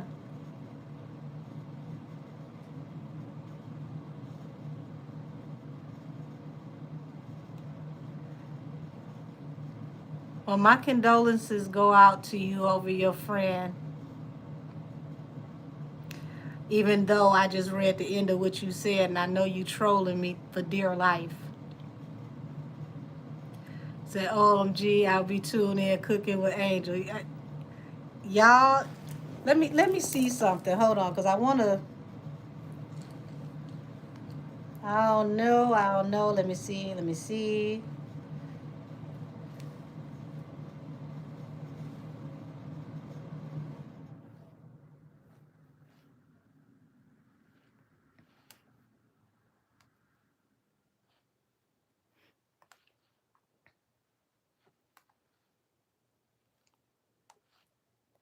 I think I done showed this before in like membership. Like I made this caramel apple pie for one of my little cousins. That's a homemade pie crust.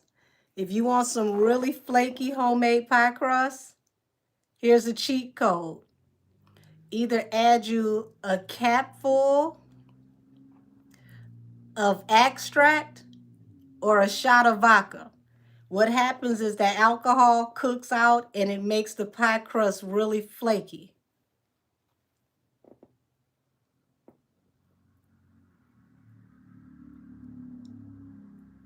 I'm gonna see who know their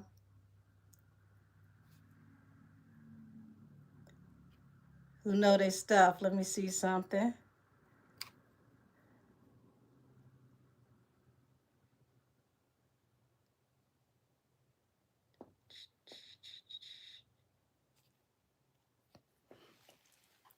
That's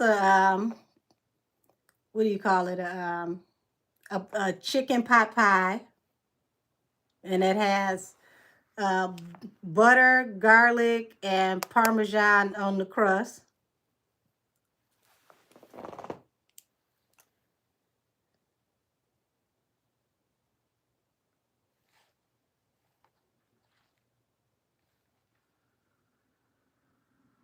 It's something I'm looking for in particular, y'all. Give me a second.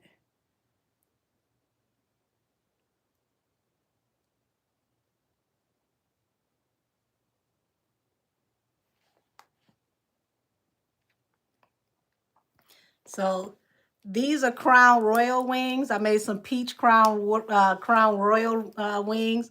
One is mango um, mango habanero, and the other one is pineapple hibiscus. And I made that sauce with peach Crown Royal. I drank some, so did the wings.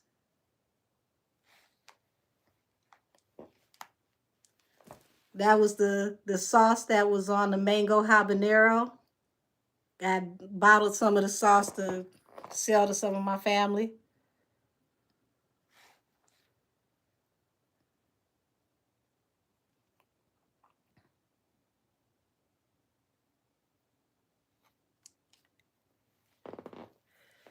I was visiting one of my friends. I took them dinner. This how I visit folks, y'all. I come over and I bring you dinner. We got mussels here. Um, that's actually like a shrimp etouffee. And I had a salmon Alfredo here.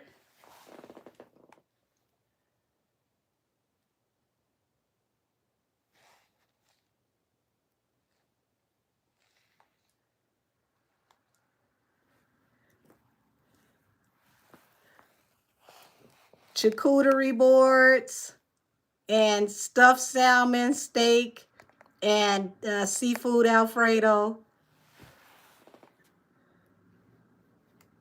So you ain't gonna lose no weight coming to my house. Okay, this is what I was looking for. Who knows what I was doing?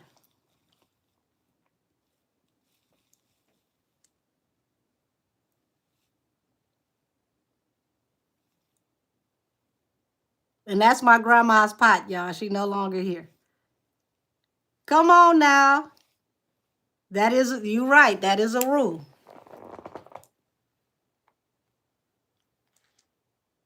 And I was making gumbo. You're absolutely right.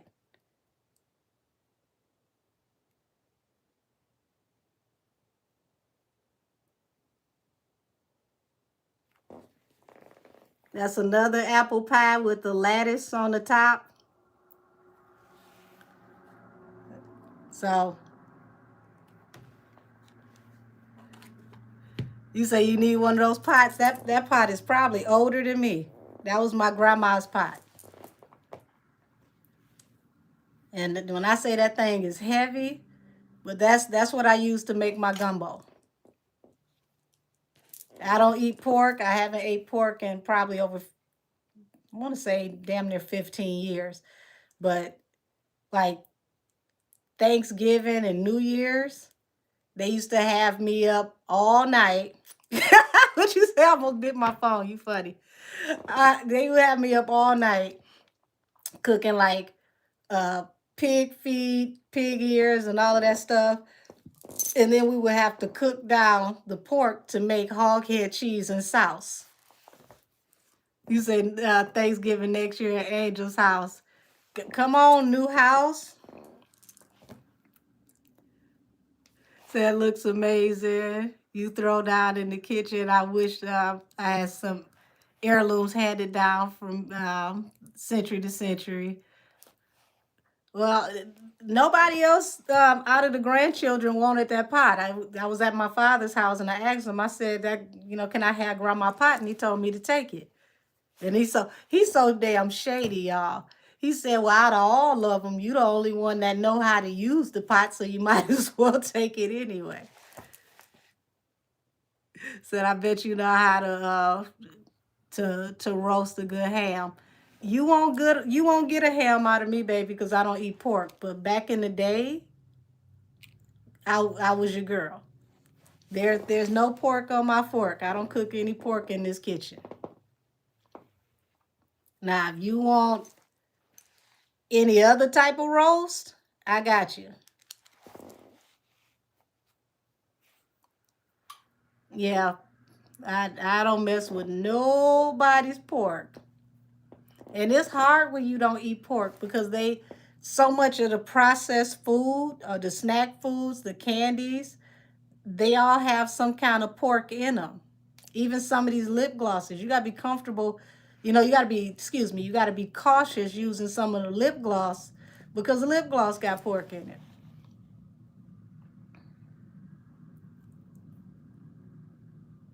You said a head hog in Walmart and the whole damn head. Shoot, you down in Mississippi, they gonna give you everything from the rooter to the tutor. But back when I used to make head hog cheese and sauce, I made some of the best head hog cheese because my grandma was serious about that. We would have to sit up and have to skim that fat and make sure it was seasoned properly. And then you had to make sure that you had the right type of gelatin to put in there. You got to pour it before it cools down, let it sit and get room temperature before you can put it in the refrigerator so it can, uh, properly, what is it like? The gelatin pretty much can do what it need to do. Said I love a good beef pot roast. Yes. See, you know about that sauce meat. Said I'm gonna have to go back and hunt me down some good pots from the thrift store and bleach it down a couple of times, maybe get that old school feeling. Say greetings to you and the family, and you're highly welcome to Success Home. Hope you're doing well. Hope you're doing well as well. Would you say come out with a cookbook? That would be interesting. Solidify. Thank you. Come on, Mississippi. I know you knew the damn word.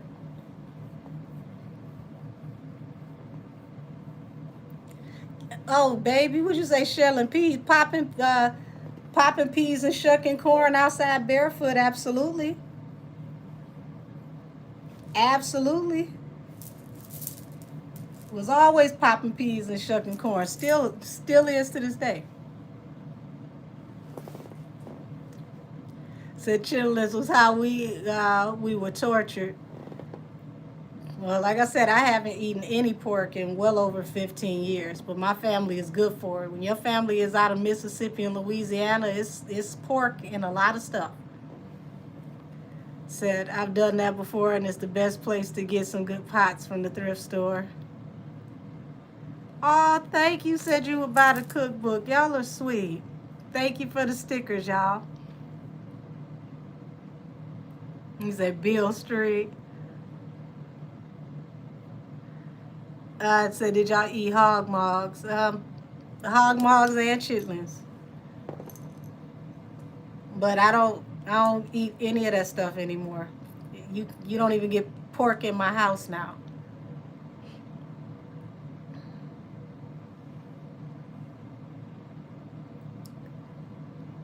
That was one of the worst. Sitting up cleaning them. Oh.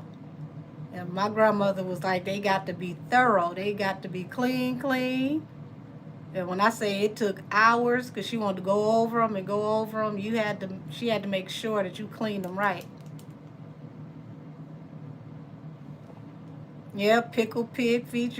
Listen, you out of Mississippi, you know exactly. If you're in Mississippi, honey, pig is like the state animal. Tennessee too. Said my grandma used to have me eating pickled pig feet. Said, what is a hog mog? It's a part of the intestinal tract, the pig's GI tract. It's the more meatier part.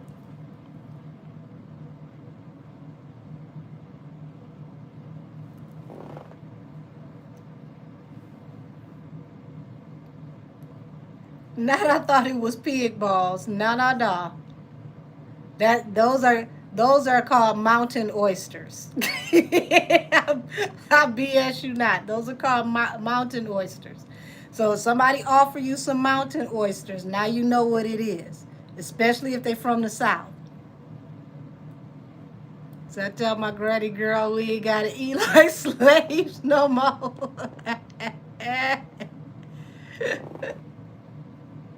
Yeah, you know when you dealing with people that cook like gizzards, giblets, you better know what the gizzards and giblets are, okay? So literally, they say mountain oysters. That's what you got.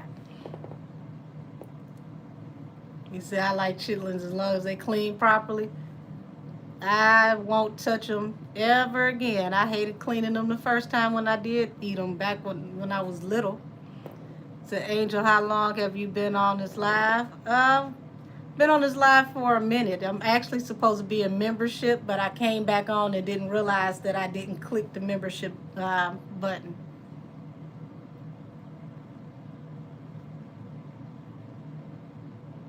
Would you say chicken gizzards at the least? Should like I say, your folks from the South, honey, you better ask about what you eating.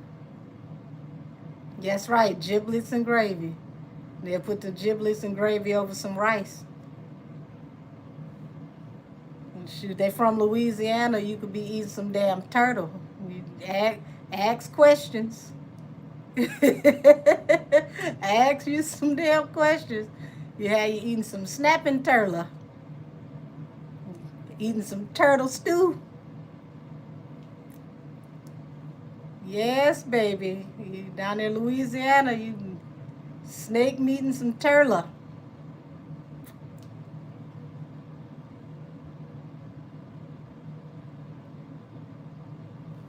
Which is that I don't mean to change the topic, but $1 billion on the elevator is starting to depreciate. Oh, that started to depreciate a long time ago. Folks just not noticing. You said, and they, what'd you say? If they offer and you don't take it, they gonna think you being too good. Oh yeah, they get mad when they offer you something to eat and you don't eat it. Yeah, alligator is good, but it's not the easiest to cook. You got to know what you're doing because alligator can turn back to blood. Said my daddy's from Louisiana and he used to eat raccoon. Um, I don't care how country my family is. I ain't ate nobody raccoon, not that I know of. So everyone trying to come to what you say, besides saying they ain't never had an issue with Brandy. Listen, because they people don't want to get canceled right now. So I dated someone from the NOLA in the past, and his sister made some turtle soup a lot. I never heard of it until I met him at the time. See what I'm talking about? You got family from Louisiana, you will be eating some damn turtle.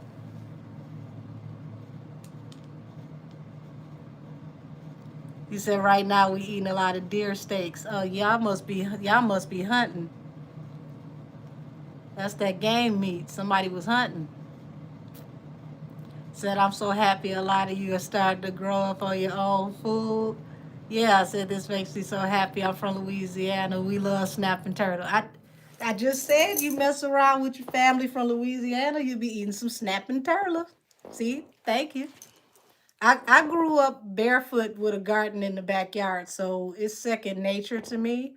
Um, but I didn't have the disrespectful squirrels that I have now that think that it's their smorgasbord. But I've had gardens my whole life. Would you say you had squirrel and didn't know it? My family from North Florida. I said you got family down south, you better ask what you eating. You say you grew up vegan. I don't know nothing about this. Would you say I eat today? Bacon is once every blue moon. The only bacon I'll mess with is like beef bacon. But I will tell y'all this, lamb breakfast sausage is delicious. If you ever get some lamb breakfast sausage in the links, oh, that is some good stuff. Would you say designer tried to say that Solange did all that over a dress? So I tried alligator po' boy in New Orleans, and I can't lie, it was good. Alligator is good. I've had plenty of rabbit. I ain't mess with no damn squirrel stew. I would have an abundance if I went out there and tried it though. You say you never ate turtle? Baby, your folks from Louisiana, you you might have had it and not knew. Okay, so you're 63, your mom is 84. She make a mean raccoon. I've never had raccoon, like I said, as far as I know. You just say be like bubble shrimp stew fried shrimp. So I'm from New Orleans and I've eaten turtle soup and gator. See, it's not a big thing down there. Said the NOLA food be hitting. Yeah, I love lamb too.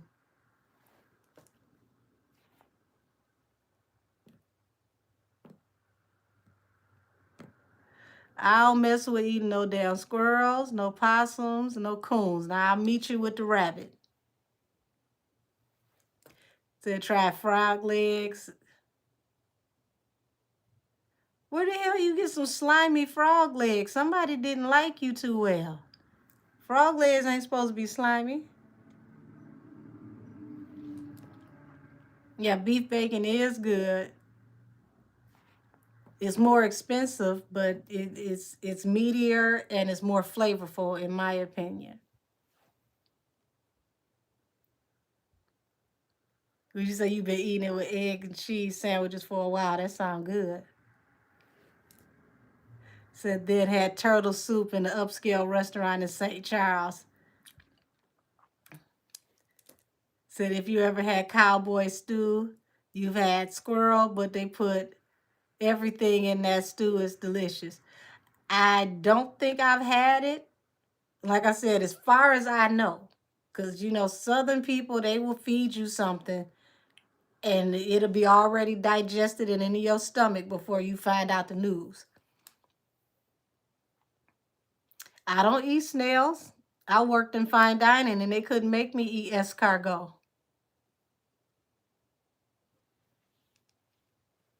It looked good. Escargot looks delicious, but just the fact that I knew it was snails, I didn't want it.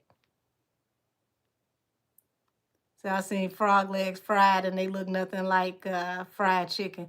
No, they don't look like fried chicken, but they are good.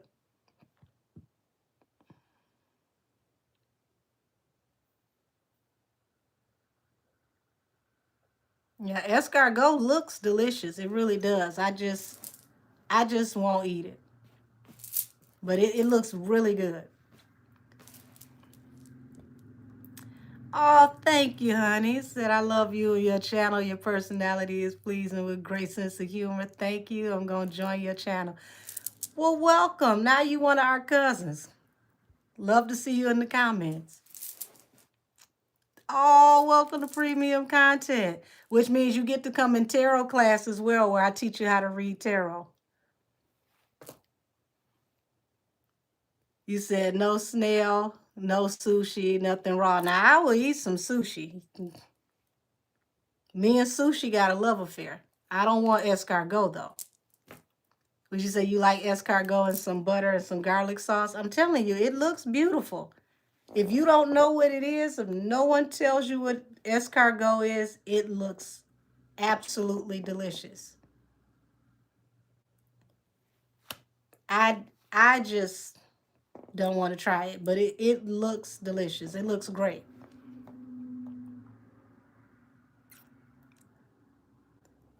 Said look like you got the Southern heritage in your platform. It's a huge part of who I am. Said my son loves sushi. I can't eat it. No, unfortunately, I love it. Said you're not supposed to chew our escargot. You just swallow it and whole. And I'm like, that's not the point. I've never heard that you're not supposed to chew it. That's more so like some people do oysters that way, but even if I eat oysters on their half shell, I still chew. Oh baby, I love some fried calamari. I'll make some fried calamari in a heartbeat.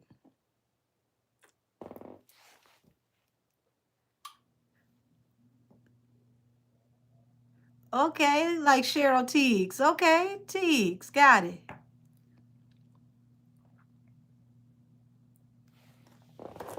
Yeah, I love some calamari, honey. I will make some calamari and be in here by myself and be so damn happy. Ain't nobody here asking for nothing. Calamari, mussels, and make a nice pasta, like maybe like an angel hair with a white wine um, reduction, garlic butter sauce, or maybe a nice cream sauce. I'll be in here having a great time by my damn self, y'all. And don't give me some nice crusty French bread to dip in the au jus that come with the mussels. Oh,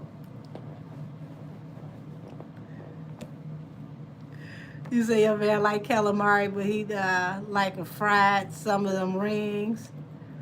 Yeah, the only thing is with calamari, you gotta make sure you don't overcook it, like how some people do clams, because you don't want it to be chewy. It don't. It doesn't need to cook that long. Only like maybe 3 to 4 minutes, and then you can pull it right out. Said the red sauce with the mussels and the fresh roll. Oh yes, yes, yes, yes. I'm trying to think. Hold on. Have any of y'all ever had black ink squid pasta? Hold on. Let me see something.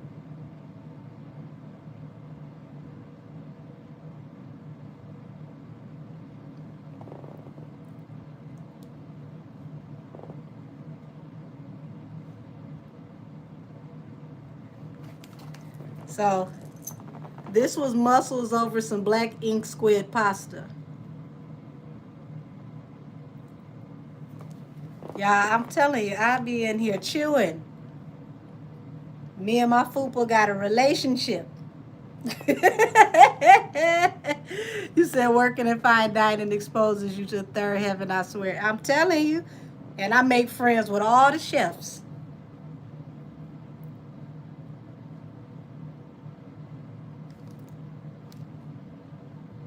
Like I worked in a 5-star seafood restaurant, right?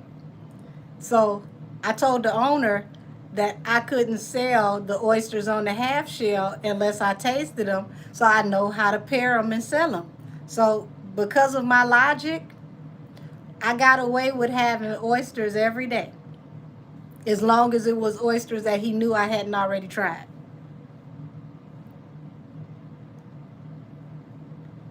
So how many of y'all? Damn it, I'm looking at this dessert and I'm trying to think of what it's called. Where is my head at?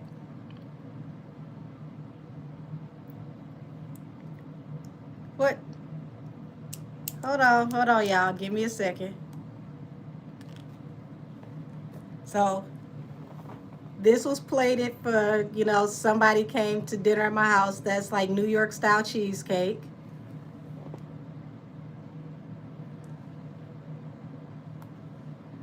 Yeah, I can't think of what this is called, and it's so crazy. And I'm looking at it, and I made it. Give me a second. Creme brulee. There we go. So this was creme brulee that I made for somebody.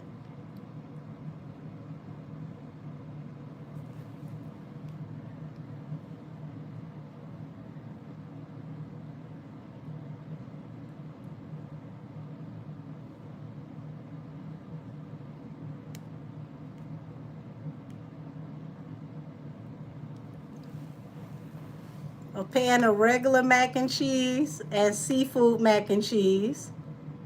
This one had it had shrimp, blue crab, lobster meat, and crawfish with 7 different types of white cheese here down at the bottom.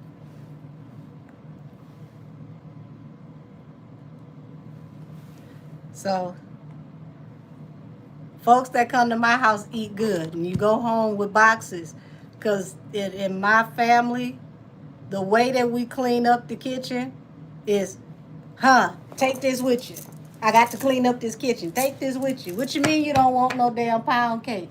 Give them some lemon cake too. I got to clean up the kitchen.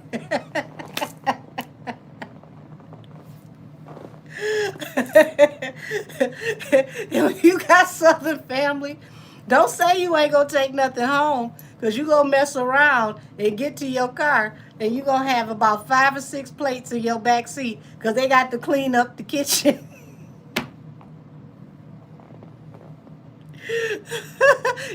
you got to take a to-go plate with you. So I made some seafood dressing for Thanksgiving. It was so good. Seafood dressing is good.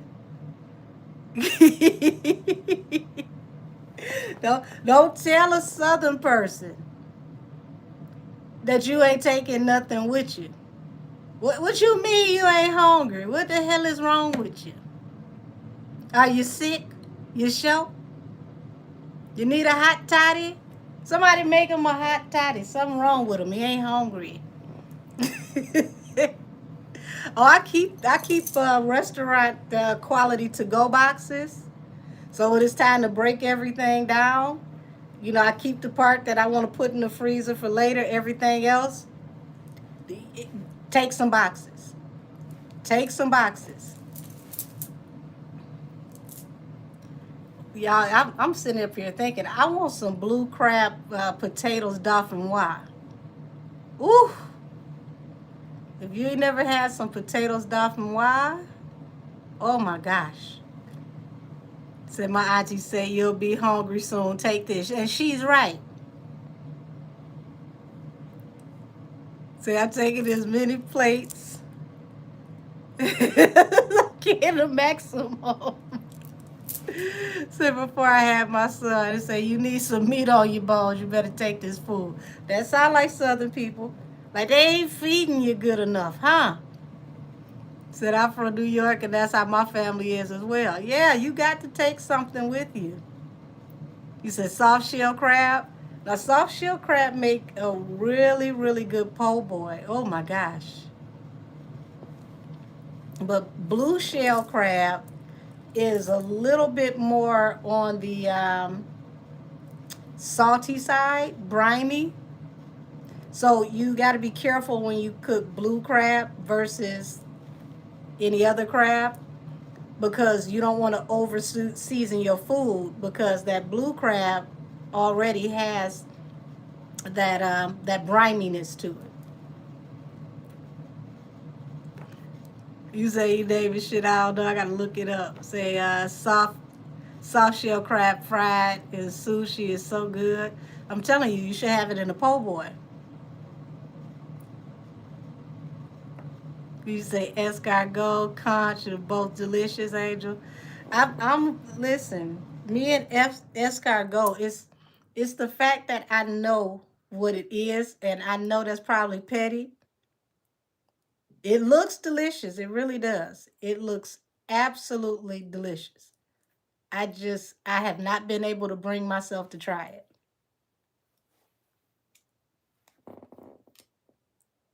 You say get them half pants to take home.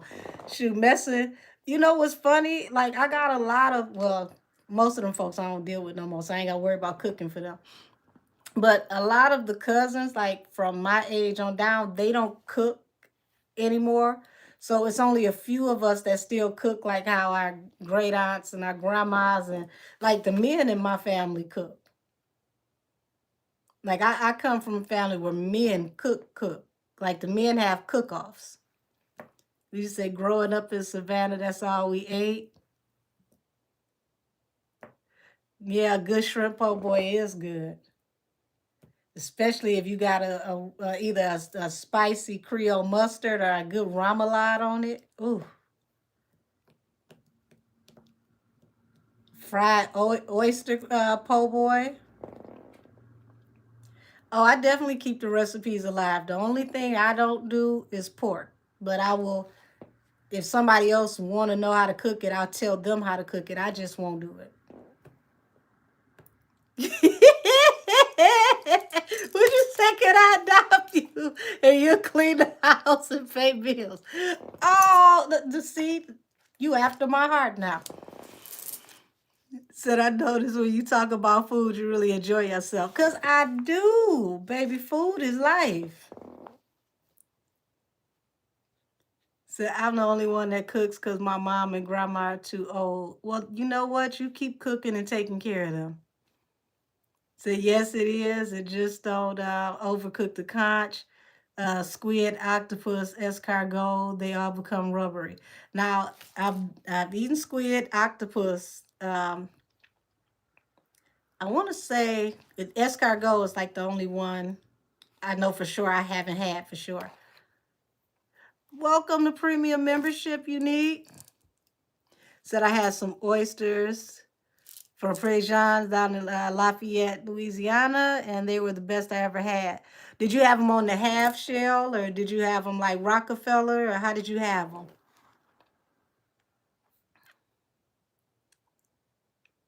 Baby, you ain't late. We just talking shit now.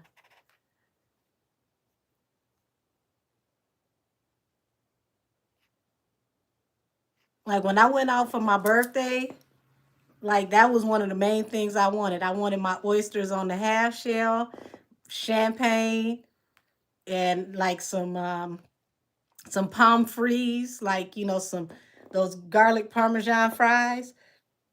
And then from there we can build the rest of the menu. Would you say your daughter's up next? You too old. So I love cooking. The sign in my kitchen says a secret ingredient is love. This food was made with love. You know what? It really is a secret ingredient because when you actually love to cook, the food tastes better and people can feel it. That's why I don't like angry people cooking my food. I won't eat it. Oh, you said on the half shell. Oh, I like an oyster on the half shell. You said char grilled oysters; those are good too. I like um I like East Coast oysters because I like them briny.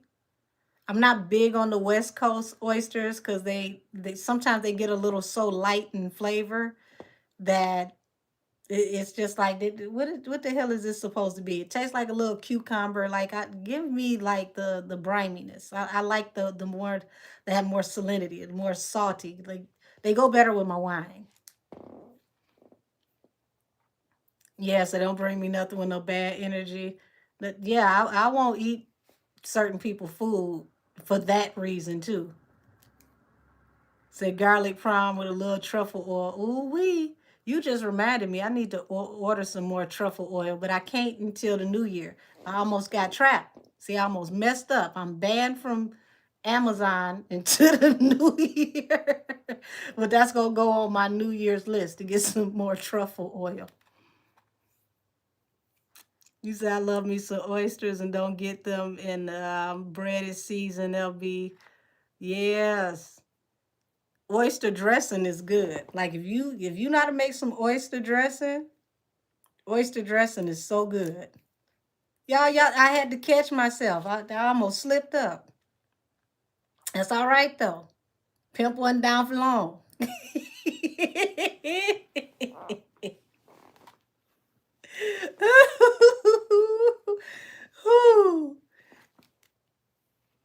Matter of fact, oyster dressing sound good. I might make some oyster dressing for like Christmas. Thank you, Frosty. Somebody gotta believe in me. I appreciate you. My sister told me she only give me 72 hours. I said, ain't that about nothing? You said you're allergic to shellfish and don't eat meat. Oh,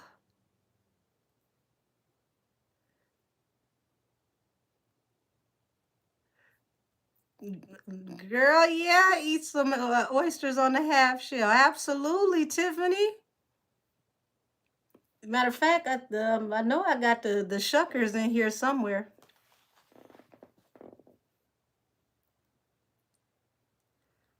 Oh, you're welcome. Thank you for being wonderful. You said thank you for the warm welcome. Said my mom always throws oysters on her dressing and take it to the next level. Oyster dressing is good. You know somebody really can cook if they can make some oyster dressing. Doing pretty good. How are you doing tonight? Why are my nails so long? Because I'm extra. Welcome to the party. You say can't miss what you never tasted. Baby, it's good. Said my granny would make oyster egg stew and I loved it. Oh, my condolences to your late mom.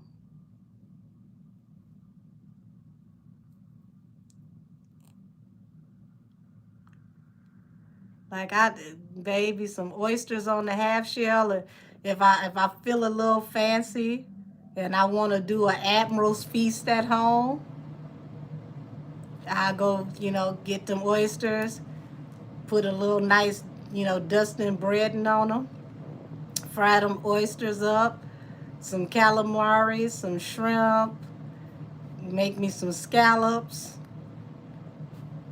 nice big baked potato, side salad with either some kind of like I like to make my own vinaigrettes too, y'all.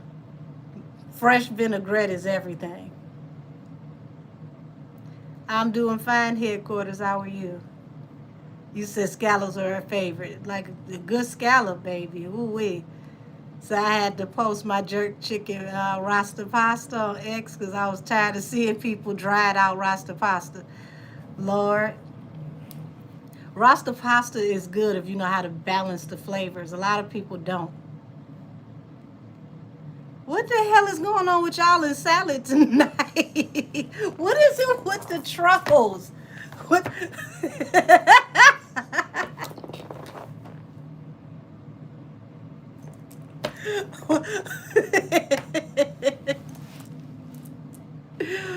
Oh my God.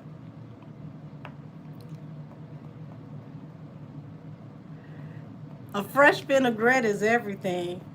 Like like I make like champagne vinaigrettes. I'll make like wine, like fresh like red wine vinaigrettes. If you can get you some fresh like fruit, like I'm allergic to strawberries, so I'll make desserts with strawberries for other people. But like if you get fresh berries or peaches or plums, things like that, and puree them down and make them into a vinaigrette is absolutely delicious. So I love watching you handle the trolls. It's too funny. Oh my gosh. Like these trolls be trying me. They for dear life. Would you say you love my smile? Thank you. It's very kind of you.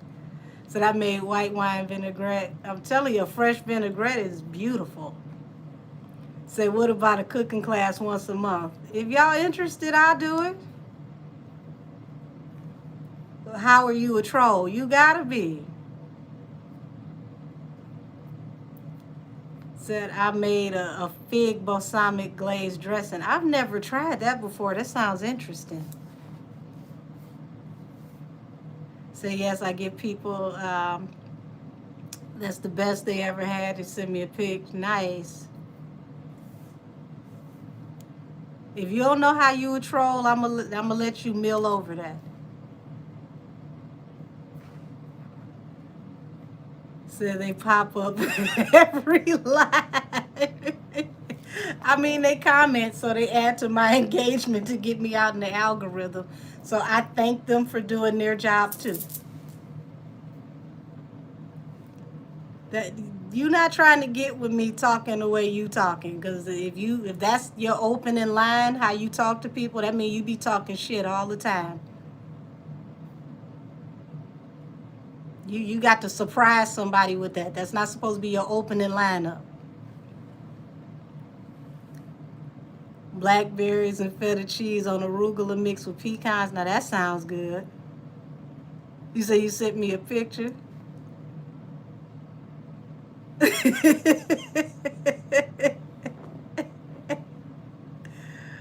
Oh, wait, you say you make some fufu and your goosey. Now that's something I want to learn how to make.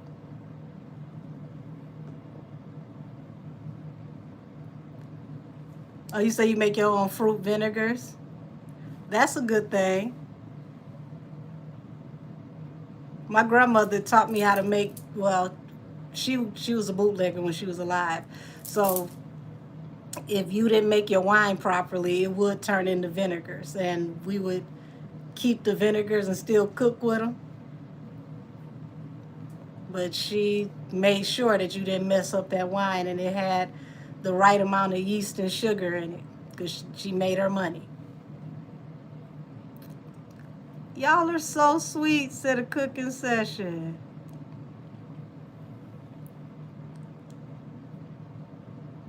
Oh yeah, homemade wine and moonshine, most definitely. The only thing we didn't make was gin, because gin was combustible.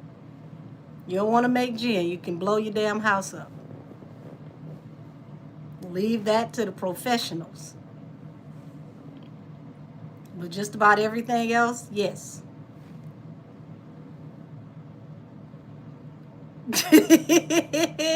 Thank you, Tyrone. That's a whole lot nicer of you. Thank you so much.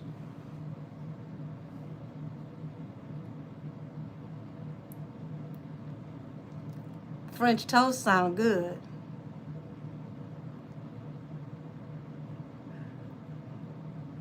Would you say was smart and not smart is unequally yoked?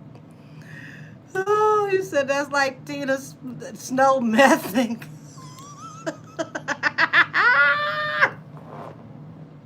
I can't even finish reading that. So I've been looking for honey wine. It's been trying to convince the Ethiopians in my neighborhood to teach me. I want to say the one thing that I wanted to learn when I used to live down in Tennessee, they make a rose whiskey. Said, do I do personal readings? Absolutely. Email me at angelkissestheoracle@gmail.com. 30-minute readings are $44. An hour reading is $88. Ancestral readings are $111, and criminal investigation readings are $250. Would you say, I hope you can teach me what? Hope you can teach me how to make your own meal. Well, if I got to teach you how to make my meal, then wait a minute now. That means I'm already in the kitchen cooking. You said my mom's going to sell treats. Do you guys have any advice?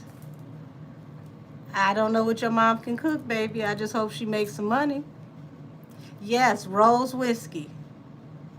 It's smooth. You know, I don't even know how to describe it. It's strong enough to punch you in the face, but it's smooth. And it's not easy to come by because it's only certain people that make it.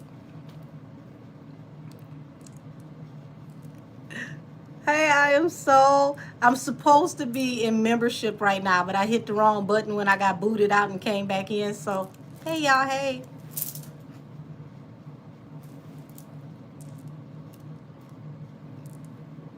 What you say?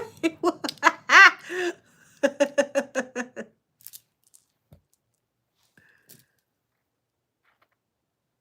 you say? Where am I from?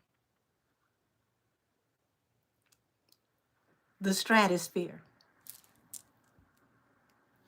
You say banana pudding, French toast. Now, I've made some of that before, and that's good.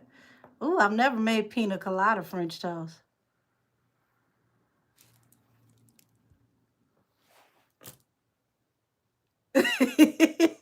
Red skin, that is funny.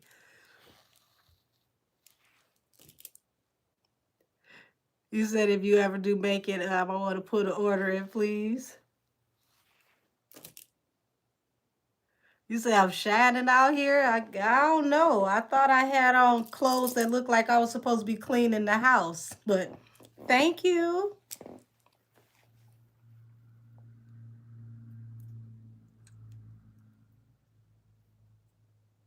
Would you say I'm on a new hunt? I swear I'm about to just travel across the U.S. just to eat. Honey, turn that into a vlog and make some money. Why not? You said I got a glow. Why, thank you, Tyrone. Said, Angel, you showed them your cooking skills. Not said they now they all on you. Oh my goodness. What is this?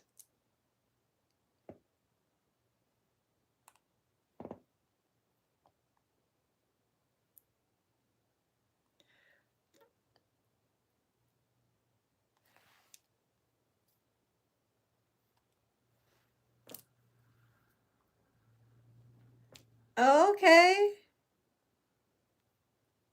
That's a big old plate of pasta.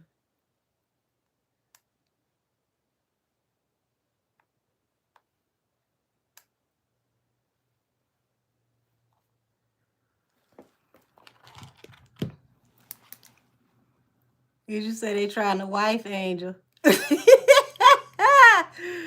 You said the mob just announced you live. Oh, wait a minute. I was supposed to be in membership, but tell them, come on, come on, come on. Hi, cousins. I love y'all.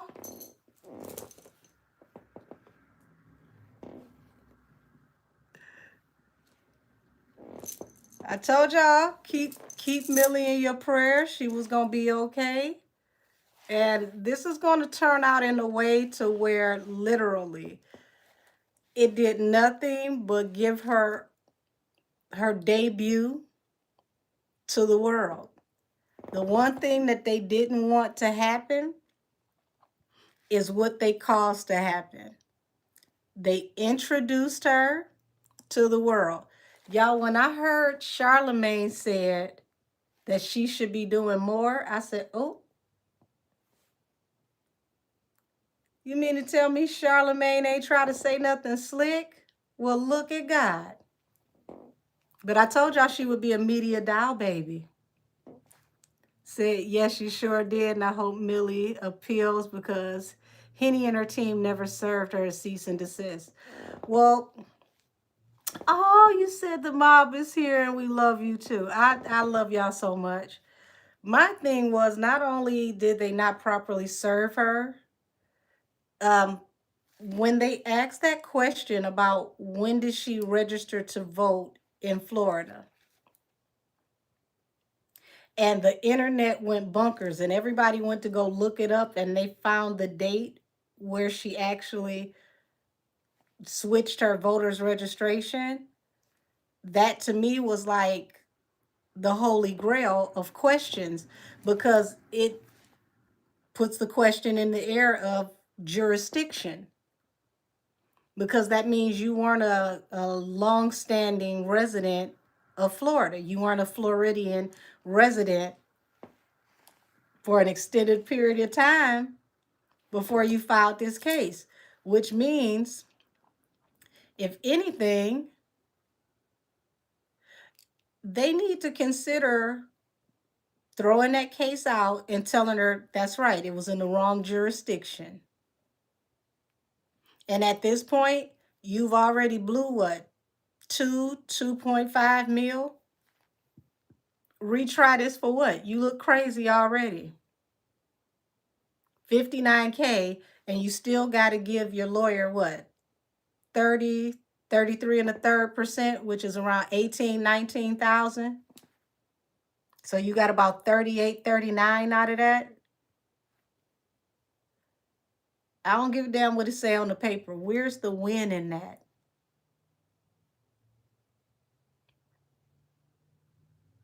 That's like me saying I'm going grocery shopping. I spent $800 and I got one sandwich and a Snickers.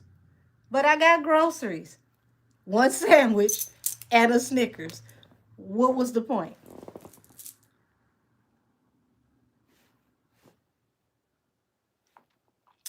Yeah, except for 15 lawyers. Said I'll be paying $5. Not $5 payments. Ooh. Well, whatever God has in store for Millie from this point on out, the only way is up.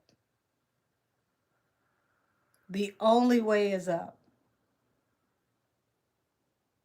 She didn't do anything but literally shoot her into the stratosphere. Now people want to know who she is. Would you say what kind of sandwich, Tyrone?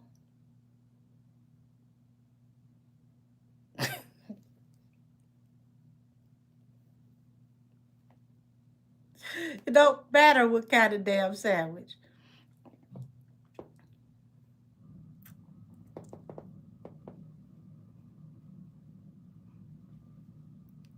Oh, she's going to be blessed, honey. The way people are going to seek her out. And I want y'all to understand something. When this comes full circle with Tory, and it will,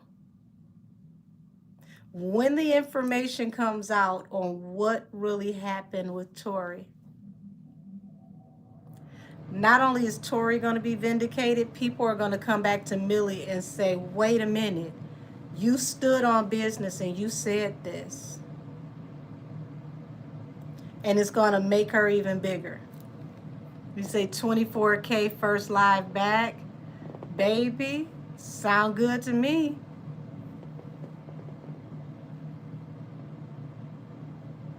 Would you say, babe, are you mingle? I guess that means single. Y'all are funny. So the other commentators are saying no commentator should have been on the horse's side. I mean, you have some that just wanted something to happen to Millie just because. You know, they want to drink the Kool-Aid because they want to sit at the table with the shiny people. But in a minute, those people won't be so shiny, and then they're going to be feeling like they're, left out. That's right. I like that one. Syndication is vindication. Think about how this is going to look, y'all, when all of this comes full circle and the truth comes out about everything. Honey, somebody gonna want to ride off into the sunset and hide their head under the biggest damn rock they can find.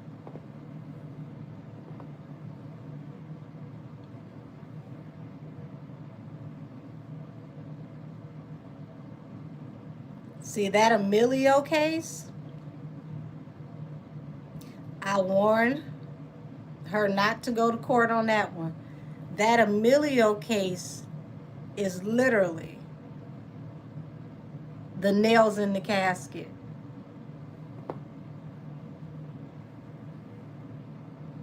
Because I want y'all to understand, if Emilio and his lawyers can get that court to say, hey, we're going to trial.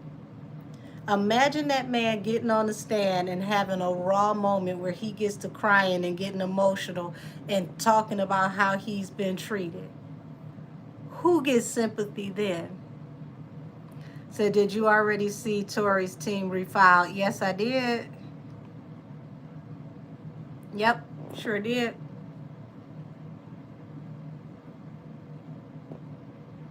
Imagine that when he gets to talking about how he was abused, the way he was treated, how terrible the work environment was, the culture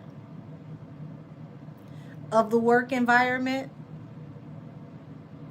Think about how that's going to look. You say take you through there. So you know what I find funny? Armand called Millie stupid but copied her covering trials. He said he only went to the TL case because he saw the attention given to Millie. Well, I think that Armand is trying to have a growth spurt.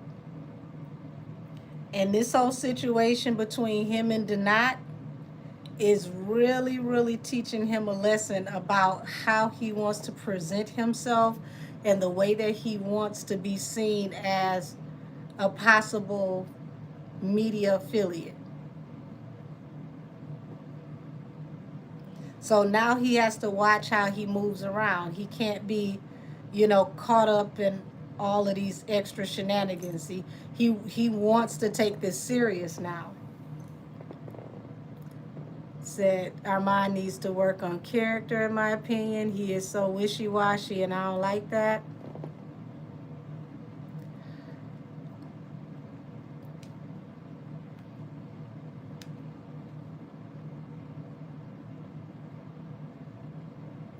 Oh, you say you're a nice person. Thank you. Yeah, you say he's a Gemini. Baby, and with Geminis, I promise you, you gotta watch how you deal with them because you don't know which one of them you gonna get. But I really believe that this is putting him in a position to where he has to be more mindful of how he presents himself and the way that he's seen on not just YouTube, but more of a global platform. Because once he got off into doing these court cases and he started to be mentioned by media correspondents from legacy media, it made him put things in perspective. Now, hopefully he won't have another moment out here like the Diddy oil situation looking like a Boondocks episode. I pray he doesn't. But, I wish everybody well who is making a living doing commentary and content, because at the end of the day, I don't care what these celebrities say, they need commentary and content, because that is free traction for them, free advertising for them. It helps to keep them in the algorithm. And this new anti-celebrity movement where I want to be famous, but you can't talk about me. I want to be everywhere and tell you all of my most ridiculous stories, but stay out my business type energy is absolutely ridiculous. These people really need some media training, and they need somebody to work with them so that they can actually present themselves in a better way, because you can't get mad every time a blogger says something you don't like, unless it's something where they are completely disparaging you. Go find something rich to do. You get upset, buy some stocks, drink some champagne, go find something more conducive to do. Go work on your project in the studio. Because if you got all that time to keep running to the internet to see what somebody is saying about you, you're not effective enough in what you're doing. It should only be something that is completely egregious, that catches your attention and brings you to say something. 9 times out of 10, it ain't. Just people being sensitive for no reason, and it's crazy.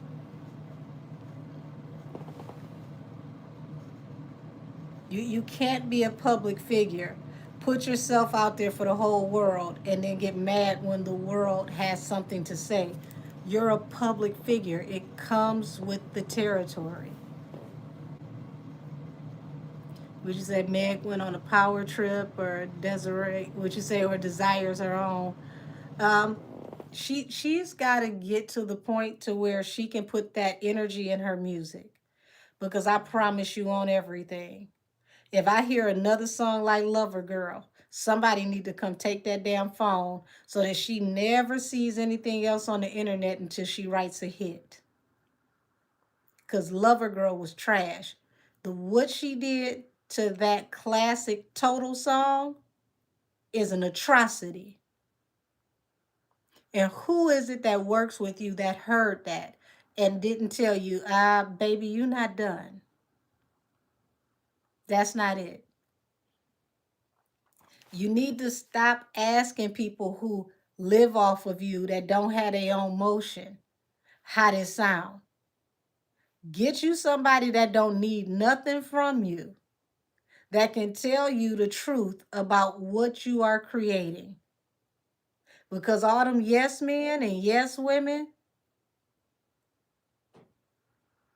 they not going to tell you the truth, because they want to be able to get invited to these places that they couldn't get in on their own.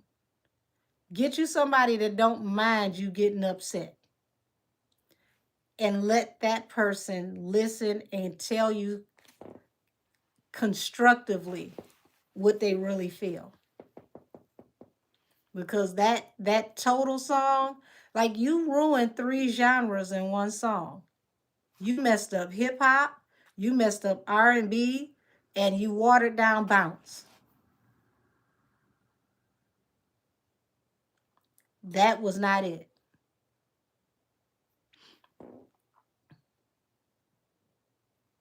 You said, so Angel, you expect a liar to hang around honest people?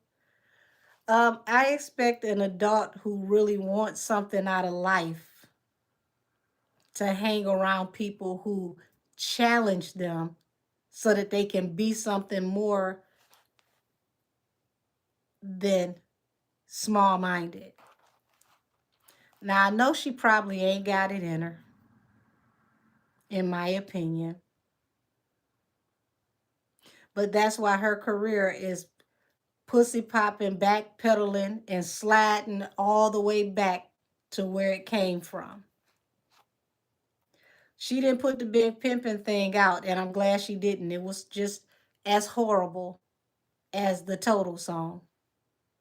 Both of those damn samples. You took iconic songs and put some eeny, meeny, miny, mo on it. I don't know if she needs to get a ghostwriter to help her structure her music, but don't do that.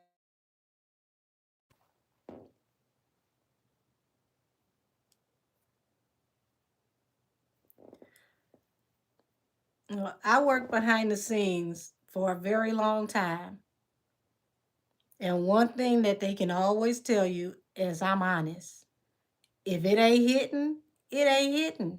And it's better for somebody to tell you before you put it out and it flops and you end up spending all this money on marketing and you PR budget is through the roof and the song slide off the damn charts like a drunk stripper off a pole. Somebody got to tell you the damn truth. She couldn't have had a ghostwriter on that song. She couldn't have. One of the damn squirrels in my backyard could have wrote a better verse than that. She not on that damn song. She had to take all the credit by herself for that one. I refuse to believe somebody helped her write "Pop the pussy for my man, pop the pussy for your man." I refuse to believe somebody helped with that. I don't even want to know two people that damn slow could be in the same county. You ain't had no help with that. God, please tell me you didn't. Because if you had a friend that helped you write that, y'all need to break up right now. It need to be one of them situations where you say, hello, my mama said I can't talk to you no more. No, no, we can't be friends no more. No, she bet not have had no help with that. That is atrocious. At this point, somebody need to go to the studio, repo the mic, the pen and the pad, and she need to sit nose to the corner. Just put your new nose in the corner to the wall. You are on punishment. Don't you come back outside. You are not allowed to speak to nobody. You can't talk to none of your friends because that is a sin and a shame. Mm-mm. Mm-mm. But I tell you one thing it did do. It got the younger generation to go back and listen to the original Kissing You. And Toto is on tour right now with 112. So now people actually want to hear the original one again. I did see Glorilla's new face. I had no idea who I was looking at. I ain't gonna even lie, it threw me. I said, damn, that's who? Oh, wow. It said facts like 0 F's, like who encouraged that. I don't think anybody, I would hope, okay, I would hope nobody encouraged that. I think that was one of those surprise releases, and that's why she only let you hear the sample and she twerked to the sample. But this is a song that not even ass could save. The song is that ass that even ass couldn't save it. Said I was scared that she looked like she was Mexican. She looked like she went in there and said, "Give me the Lori Harvey."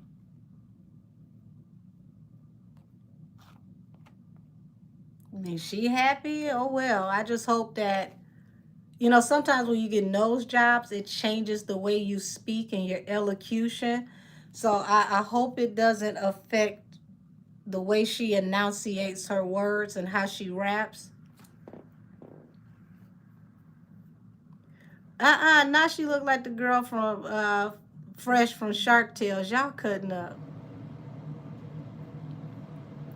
Well, she's still good with me as long as she don't write no "pop your pussy for your man, pop your pussy for your man." Like, as long as she don't write that, we still good.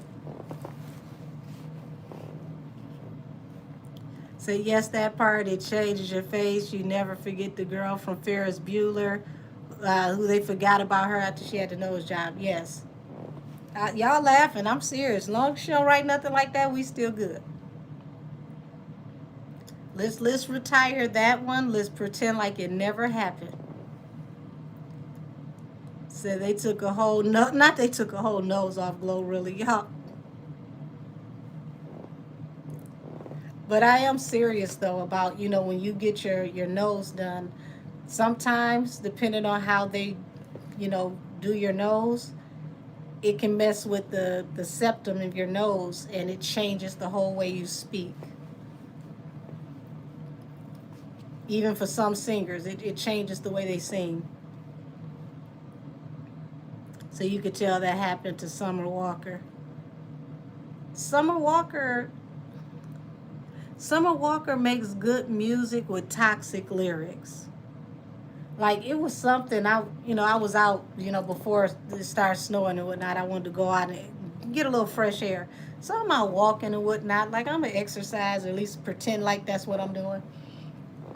And I got my earbuds in, and I don't even know the name of the song. It's just something that popped up in the shuffle on Apple Music. And she talking about she should have got the guy set up and robbed. I'm like, what the hell is this, girl? You that damn miserable? I ain't never been that mad at somebody that I'm like, I should have got you, set up. Like, what is this? Like, this is way too bitter. Get this off my phone. Said I can't relate to her mindset. Her and SZA annoy me. I don't really like listening to their music because it get a little too toxic for me. So this is a video of Summer talking about how she loves surgery and she wants to get a rib taken out, but did liposuction and breast for the fourth time.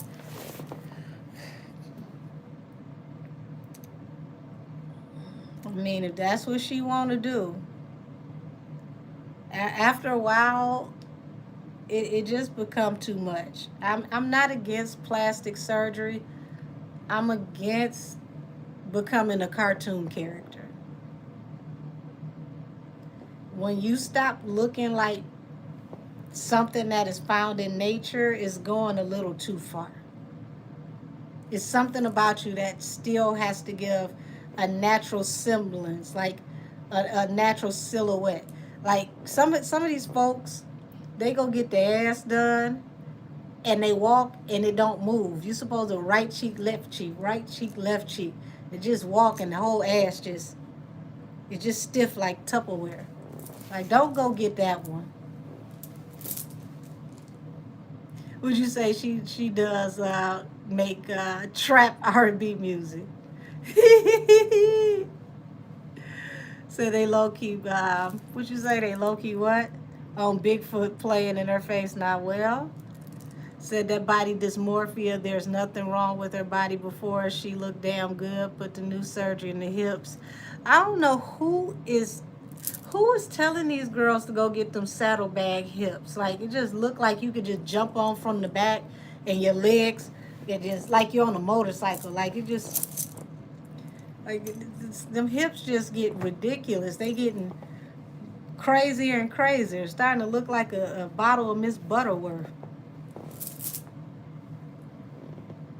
I guarantee you the record labels is not telling them to go get them hips. So those hips need to be dismantled. So we need to have a damn, rally where we go and march against these hips.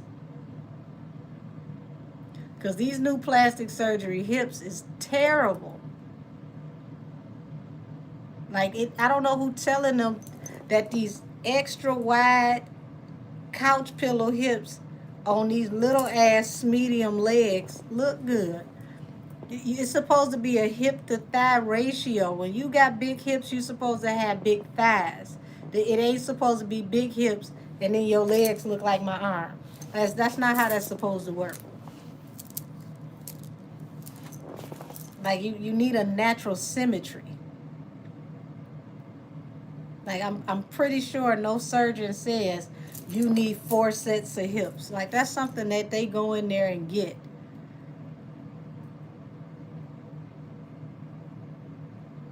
That's just too much. Like after a while, you just got to stop. I'm serious. We do need to start marching to get these hips. These hips is looking crazy. Like, why do you want to be shaped like a molar? Why do you want to look like a human cello? I have never in my life heard a man say, yes, that bitch shaped like a wisdom tooth can get it.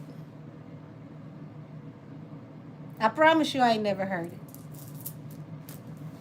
Said the hips be hipping when they get pregnant, they be hippos. Y'all laughing. I'm so serious. Ain't no man ever said that. And then they sit down and it look like they still standing up because just like I got this pillow right here. You got this just hips. You can't even sit right because you got hips and shit.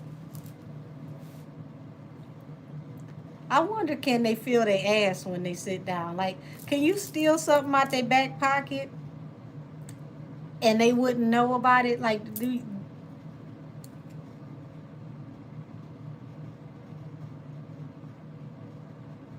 I just want to know. Because I ain't gonna even lie to y'all. Cardi was pregnant at Walmart and she was sitting on that damn stool and them hips was up here, but she was sitting down here. It literally looked like she could take her arms and rest them on her hips like she was sitting in a recliner.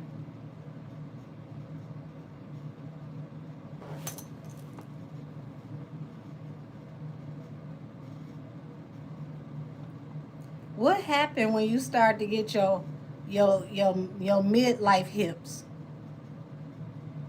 Like what they call your old woman spread. When you get your grown woman body and you done bought all this shit and then you end up picking up a couple pounds and you get that mama ass and you done bought this big old giant camel hump ass and now you got 5 asses and none of them match.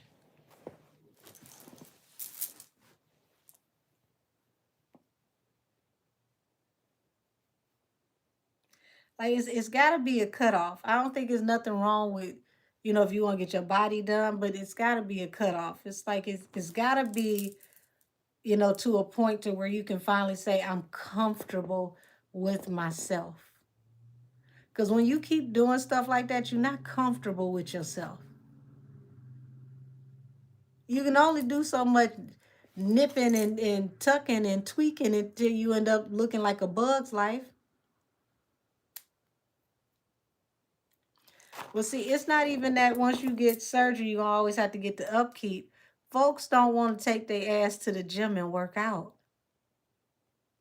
because what they don't understand is, for one, the first 6 months to a year, you need to have lymphatic drainage massages once a week or at least twice a month to help get all that excessive fluid out your body because that fluid from your body healing is going to go into all the weirdest places and you're going to start to have all types of things swelling on your body, and that fat when it comes back it goes into all types of places that it wasn't going to go on your body.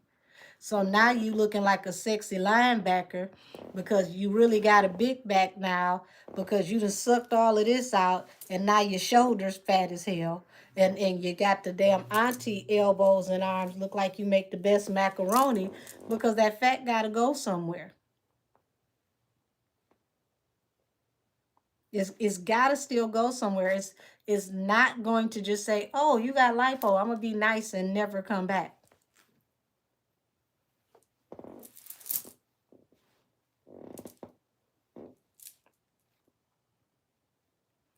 I ain't say they don't keep a man, but see, here's the thing. They keep a man when they put in that hard work when you in that kitchen doing this. They don't keep a man when you went and sucked out everything and then you get bloated and now you got 4 sets of titties, one here, one here, one here, and then these that you bought.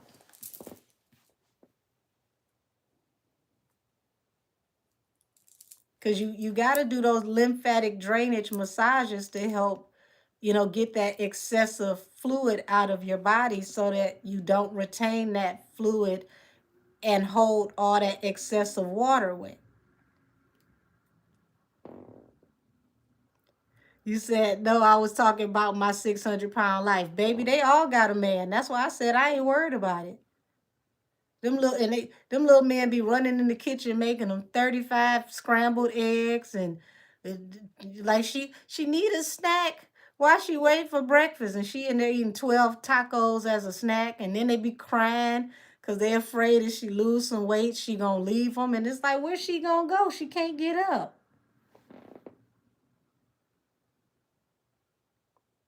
But they all got men, all of them. Not the smell of smelling like a harbor. I'm done. Y'all, the men be crying like, oh my God, she gonna lose this weight and she ain't gonna want me no more. She gonna leave. Sir, they had to cut the wall out to get her out the damn house. I don't think you got to worry about her going no damn where.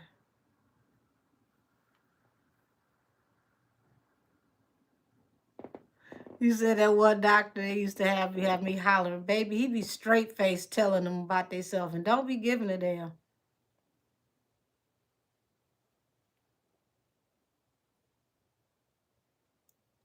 So they be rude too sometimes, like how you yelling at the people who taking care of you. And they be running. When I say, first of all, if you can't get your ass up to come in here and make all of these dozens of scrambled eggs and 32 pancakes and 3 packs of bacon, you gonna shut your ass up. Because I'll be petty. I set your breakfast all the way on the other side of the room and force your ass to exercise. Say something smart. I swear I'll move these pancakes. The last time you talked crazy to me, I put the hamburgers in the next room. Say something else. You'll be getting forced to exercise every time you say something smart. I put the peach cobbler in the basement. Go find it.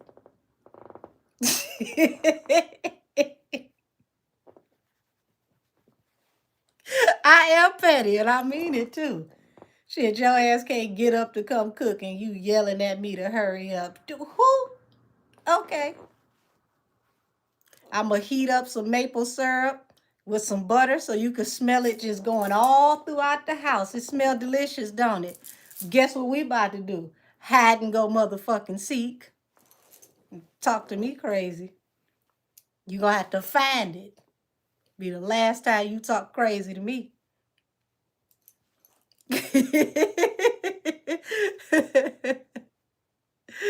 So, would you say, were you willing to do some for some chili cheese fries? Now, what are you willing to do for some chili cheese fries? I'm done. I ain't lying. Shit, talk crazy to me. Your ass gonna get up. You gonna be doing some jazzercise to find your damn dinner. Yes, I saw they pulled Brene records, her bank records. Baby, it was like 85% snacks. I said, girl, you just spent thousands of dollars on drive-thrus and snacks? Sheesh. This don't make no sense. And you got the nerve to have NSF fees? You getting all this money? And you overspending, and the majority of your bank statement is drive-throughs. What was that? It was the one that was, I think it was like either, like, I think they said it was September 2nd. Y'all, she had went and bought food like it was 6 or 7 times in that one damn day. I said, damn, girl, no wonder you about shaped like a mattress with titties.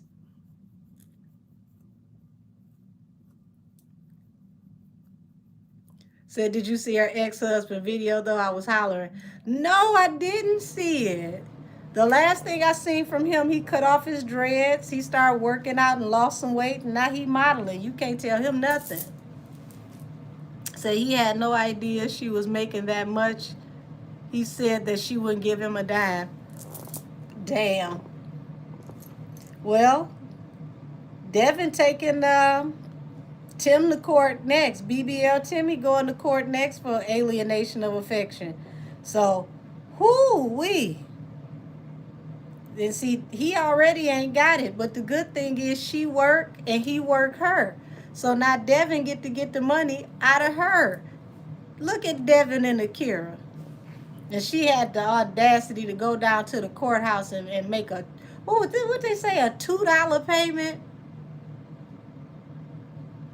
Like, girl, this said what she said she feeding the hips, I guess. Not the hips. Listen, she had a video recently, y'all. And one of the content creators was doing commentary, right? And she was sitting in the car. Y'all, I ain't got no problem with nobody being plus size. But this girl looked like somebody just added yeast and she just keeps swelling and swelling and swelling. Now I know why, because she in a drive-through 6, 7 times a damn day. On a light day, maybe twice. But nothing was funnier than when he had to teach her how to cut a damn onion. Baby. She didn't know how to peel the onion. She didn't know how to cut it. The way she had that damn knife, like she had a butter knife, and she just...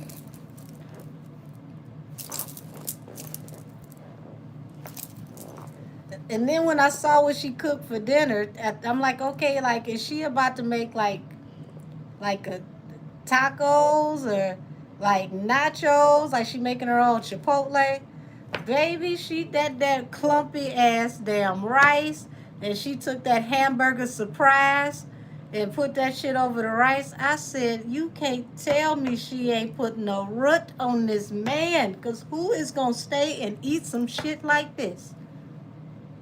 I know good and damn well Akira ain't treat you like this. This girl don't even know how to cut an onion. That's how I know she foreign to vegetables. Like a vegetable, vegetable is probably like salsa or ketchup or something. Oh my God. You gotta look up Brene's bank statements. And then she gonna say the lawyer was unprofessional. Y'all, when I saw how much she paid in lawyer's fees versus what she paid for food,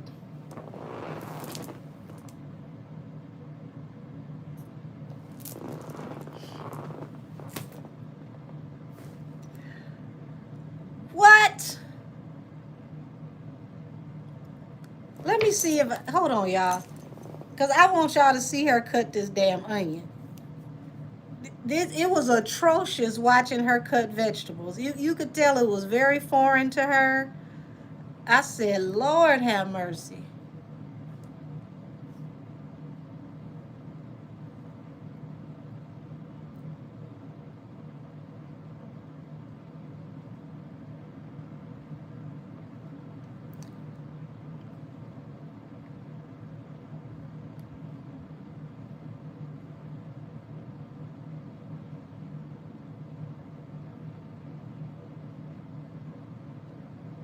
Let me see something. I'm gonna be petty.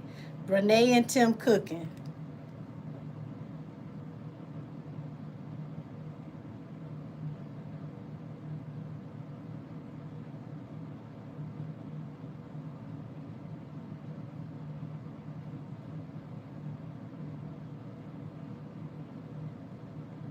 Okay, that's from like 2 years ago. That's back when she was supposed to be with her other husband.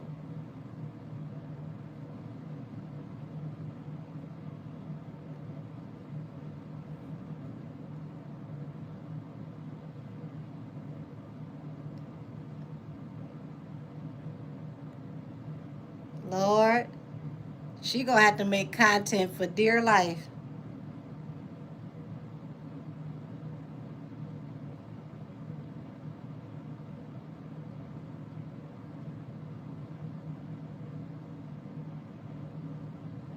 Damn, I would think her numbers would be higher than this, y'all. She got some videos that's close to my damn numbers.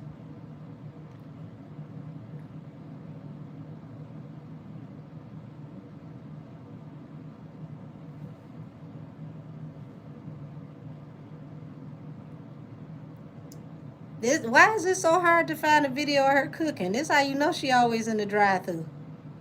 She always got a video eating though. Hold on. What she say? Come eat breakfast with me. Lord have mercy.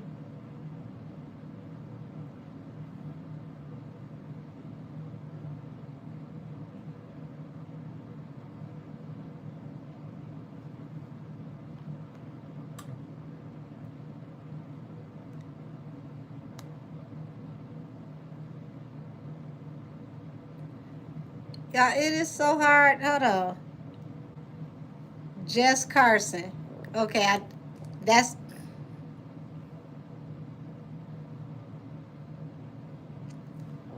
okay. Let me. I'm begging you. Start trading with $20, even if you're commercial. Over 50 and never traded before. You don't need. Shut up. $13.56 spent at the.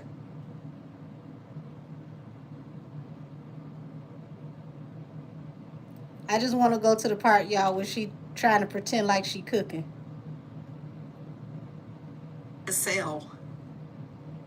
Here it is, y'all. Hold on. Oh, okay. She want to say as hell, and people were thinking that trolls were putting these filters on Brene's face. No, Brene puts this on herself. How you feel about? Okay, shout out to Jess Carson, y'all. Y'all go over there and watch her. Hold on. Y'all watch how this girl cut these damn vegetables. Look at this shit.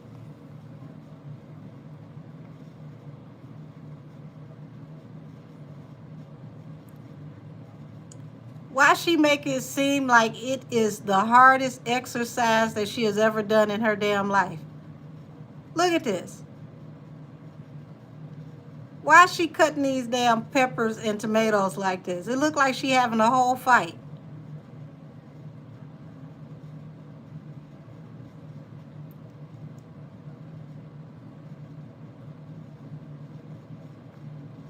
This what I mean by it look like her and vegetables have never got along.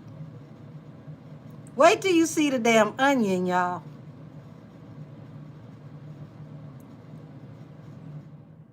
The onion is what did it for me. I don't even know if it's that the knife ain't sharp or she just didn't want to do it and she wanted to look like it's just strenuous. But anybody that actually cooks knows the last thing you want to do is use a dull knife to cut anything that is dangerous.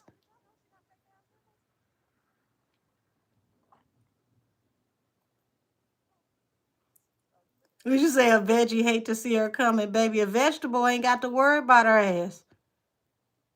You can tell she ain't had a relationship with one in forever. Don't she look like she in distress? I want y'all to see the onion. Here go the onion, y'all. Watch this damn onion.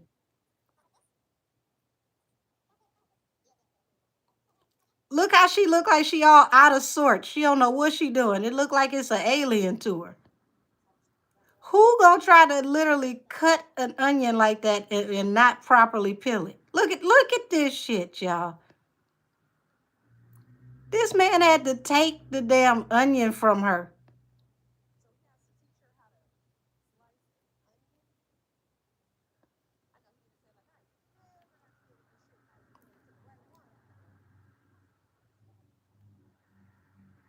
Y'all, it ain't done. Watch this. Look at her and this onion. Look at this shit.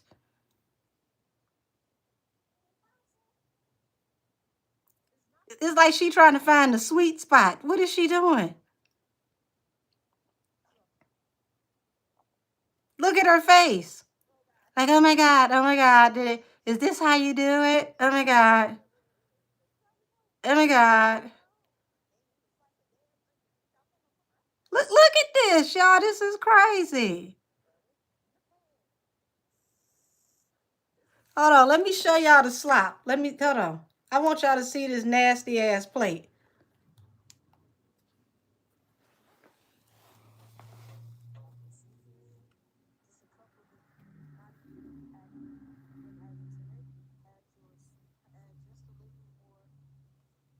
Look at this, y'all. Look at that damn rice.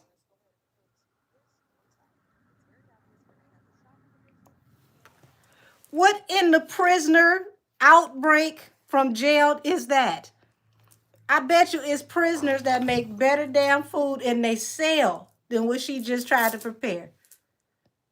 Would you say manual labor? She's allergic. Whoo! You said, baby, I can't explain to you what that was. I don't make slop. Like, it looked like she was trying to make taco meat, and then she put the corn and the tomatoes and the peppers in there, and then it just went downhill. Would you say you call it ice right now if you prepared? Well, they gonna come get your dumb ass because I'm actually born from here. My people are indigenous. Oops. Honey, that not that sweet. You said the pig call for feeding time. Whoo! That rice was so clumpy and sad. Yes, the broth. I guess that was to recalibrate the overly cooked hamburger meat. I can't explain it to you. I don't know that if that was supposed to be her version of Chipotle. I just know that in my mind, this is my opinion, that looked like a divorce plate. That looked like what you make a man when you want him to leave your house and go and stay with his side chick. Like, I'm really trying to figure out how I can break up with him without breaking up with him. I know. Let me fuck up dinner. Like, that's what that looks like. I mean, that rice was so terrible. Oh, Lord. Tim, I know you ain't happy. I know you not. Not with a plate like that. Blink twice and let us know if you miss Akira.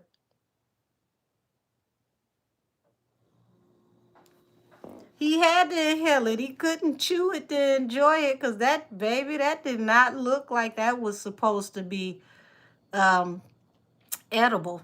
Mm-mm.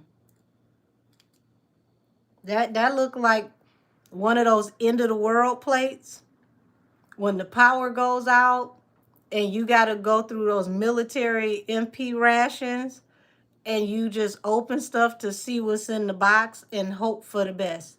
That does not look like something you eat on purpose. Yes, Dan left the relationship plate. I'm telling you, that is a I need him to move out, but I don't know how to get him to leave. That's what that plate said to me.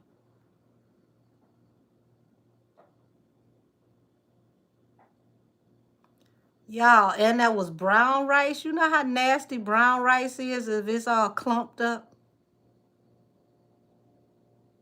So you got this clumpy rice, this overcooked ground beef with corn in it, which is another starch. I hope they got more than one restroom. That's all I got to say. Y'all got to have more than one toilet because, oh no. Would you say all that's missing is some beanie weenies? All that is missing is a trash can. She did all of that to do nothing worth doing. You said that's why they got matching hips. Lord, I am so happy for Devin that he escaped Alcatraz. Okay? Life is so much better for Devin now. Like, that's what she was feeding you. That's what you had to go through, Devin. You didn't even know you were in prison. Right. Would you say, I just know they was in the bathroom all night? What up, though, to you, too? Would you say that's some Josh and Mama channel? First of all, I think Josh and Mama might have did better because their rice wouldn't have looked like that. It might not have been so bad if the rice didn't look like that. I still won't say I would have ate it, but that rice looked like oatmeal. How you get your rice to look like oatmeal? I don't understand that. It's not rice pudding. Why do it look like that? You said how the veggies look like a game of Tetris. Ooh, you could tell she live in the drive-through. You could tell. Baby, no ma'am. No ma'am, Pam. I wouldn't want no collard greens. Not the way that she fought with them damn vegetables. Her collard greens definitely would not be right. They'd be gritty. They'd be horrible. They'd be undercooked. They'd be crunchy. You go, no, no, no. You should say cutting veggies with rocks. She cut those vegetables like she had a plastic butter knife. The onion took me out. The fact that that man had to take the onion from you, teach you how to peel it, and then you still sit there and act like the onion was a trigonometry test. You spent $1.75 million for this, and you still got Devin coming back on the back end to get you again? Oh no. I don't eat pork at all, so if I make some greens, it's gonna be some smoked turkey. Would you say that oatmeal from the plate? Eddie Murphy golden child. Yes, with the bleeding oatmeal. Oh, that's exactly what that looked like. It was horrible. Would you say the way I would have directed her to a YouTube video like, ma'am, please. And there are some great cooking instructional videos. I could tell she hasn't seen a one. Not a one or the two. You said me too. I use smoked turkey in my greens. Yeah, I don't eat pork at all, but some smoked turkey, yes, ma'am. Matter of fact, give me some smoked turkey with some peas and potatoes and carrots. I'm so damn country. Oh well. Lord have mercy. It was painful to watch that, y'all. I feel like I should sue for pain and suffering and emotional distress while watching violence towards vegetables. That was very inhumane of her to treat those vegetables that way.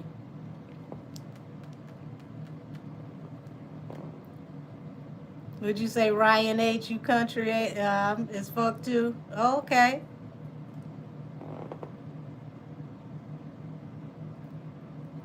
Shoot, I will cook something that'll have you in here sleepy.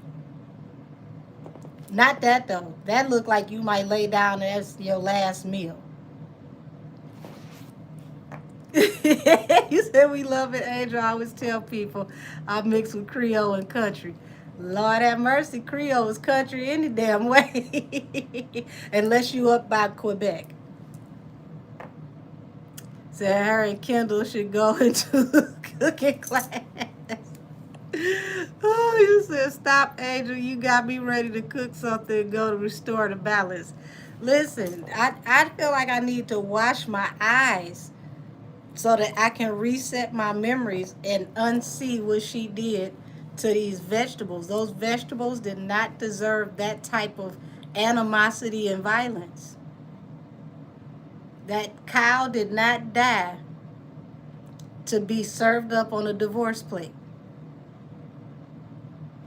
I mean, how do you turn brown rice into porridge?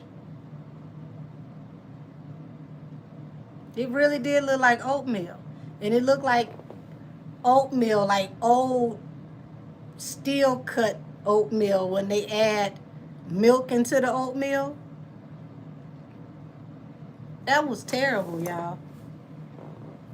You said she turned the rice into farina. Oh, Lord. Oh, I'm telling you, said that the plate was the divorce attorney. I'm telling you. Well, real talk, though, Farina makes some good muffins. You can take some Farina and make some damn good muffins. I don't know. Farina is still edible compared to that rice. That rice was a travesty. Lord have mercy. That was terrible. That was terribly sad. And then she got the nerve to be telling people I'm a wife and a mother. No, don't you let her near no damn children fixing stuff like that. All the children gonna have ptomaine and salmonella. No, ma'am. She can't feed children. That is not fixing to go in a child. Don't do that. That is abuse. They gonna get to school and they gonna call them damn CPS people on you. Well, see, she down in the Carolinas, so you know when you in that Geechee country, you definitely gonna have some rice. But she better not have Geechee blood the way she cooked that rice. That rice is a sin and a shame. You said malta meal too. Yeah, see that kind of stuff, you make you some good damn muffins.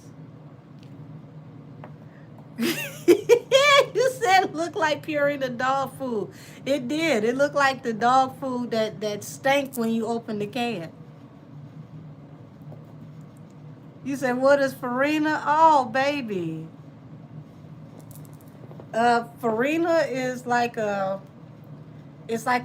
breakfast porridge. Something like, well, not necessarily baby food. You can, if it's fine enough, you can put it in formula.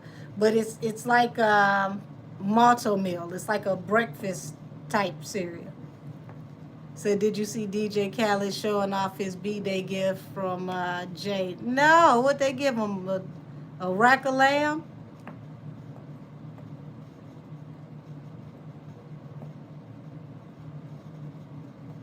Yeah, there you go. Hot cereal, right. Yeah, it's similar to like a cream of wheat. I used to use it to make muffins. Said I live in Durham for 5 years, and I would tell them where the soul is in the food. I was very disappointed. I don't know. I don't know who was cooking over in Durham where you were at. I'm sorry they disappointed you for 5 years. You said who's from Baltimore?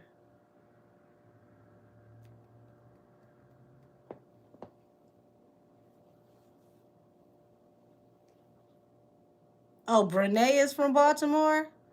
Oh, she need to take that back up top. I knew she ain't had no Geechee Gullah blood cooking rice like that. That rice was atrocious.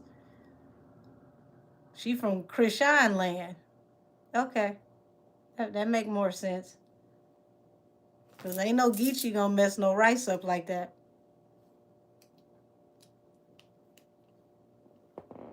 So at this point, she better off going to the Chinese restaurant and get a quart of white rice the way she doing. Maybe rice is a serious thing with Gullah folks. You know.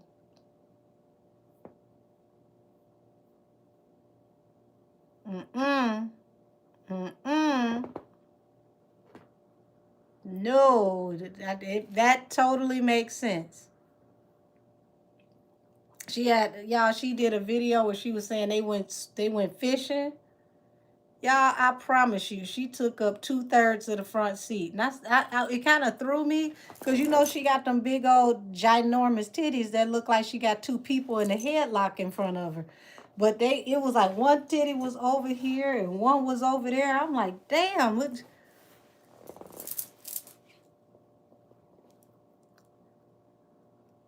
you say hell have no fury like a woman scorn? Well, good thing I'm happy then. Yeah, she did look like Rasputia in that front seat. I said, damn. Remember when she went to go look for Norbit? Oh, Lord.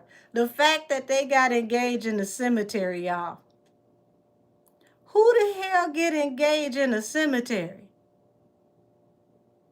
I ain't never seen nothing like that in my life. Don't you take me out here to the dead folks and ask me, will I marry you? Out of all damn places, and then y'all get married on 9/11? Mm-mm. Said it was a restaurant. I didn't eat nobody's homemade food. Okay, that make more sense then. Because I'm about to say now, you get down there in low country and the real gullas get to cooking for you, that's some good food. That restaurant is terrible. I hate it. Yeah, I was done. I said, y'all get like literally they were in the cemetery. Like who the hell getting engaged in a cemetery? That's got to be a bad omen. Regular people don't like you. I know the spirit realm don't bless this union. I'm serious, y'all. They got engaged in the cemetery. I can't make it up. I promise you I can't make it up. I had to watch it 3 times to make sure my glasses wasn't ashy. Hey, Charm, honey. Mm-mm. Oh, so they went ahead and filed the lawsuit with 50 and Netflix. It don't matter. People seen it. The damage is done. And I mean, at this point, sir, you running out of money.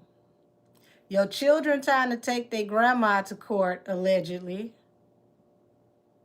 because they can't get a hold to no money. You just randomly suing people because you really think you going to come back outside and have the life back that you had before you got locked up. Don't nobody want you back out here.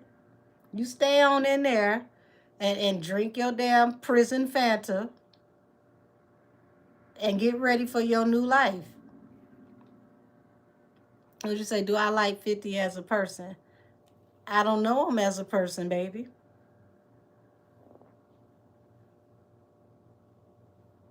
Did you say you halfway watching it now? Yeah, like don't try to come back out here. You too ambitious. Mm-mm. We don't need you back out here thinking that you can come back out here and offbeat dance. And I told you that we won't stop. Yes, you will stop. Sit your ass down and stay in there and leave us be. We are recovering.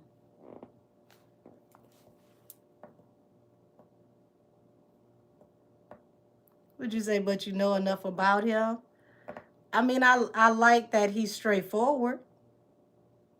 I'll give you that. I mean, I've read his energy, but you know, reading somebody's energy and actually dealing with them is 2 different things. But for the most part, his energy ain't messed up like the person that he did this documentary on. So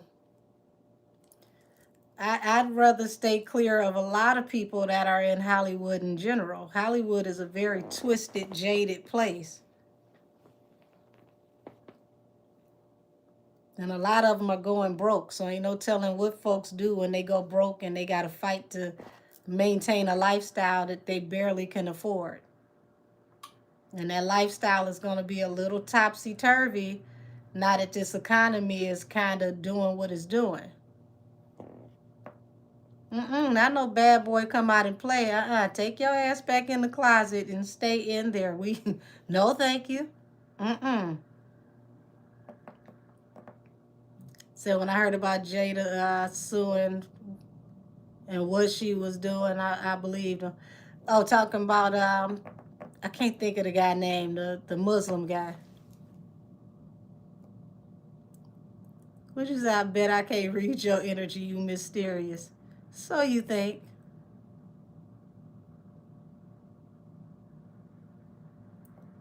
So the fact that what you say, all of them are real slaves. They really are.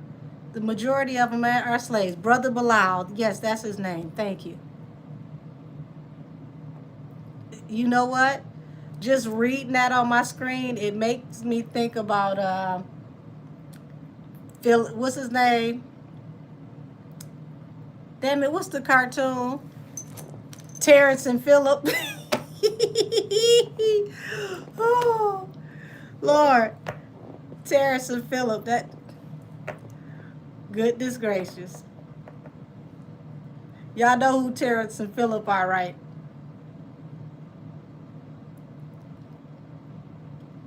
When they did South Park the movie and they had Terrence and Phillip dancing. like Puffy. Yes, South Park. They had him with the little aluminum foil outfits.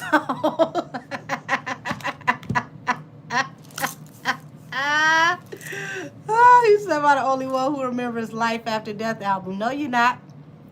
So it was originally supposed to be called The Commission, and it was supposed to be his second album. I remember that album because it was one song that I used to listen to on repeat. The song where they had Genuine singing, what was that, Is This the End? And it's crazy because it feels ominous now that Mama always told me one day it would happen, but she never told me when. She said it would happen one day when I was much older, but she never told me when. Is this the end? Baby, I think this is. Who you talking to, Tyrone? You getting spicy.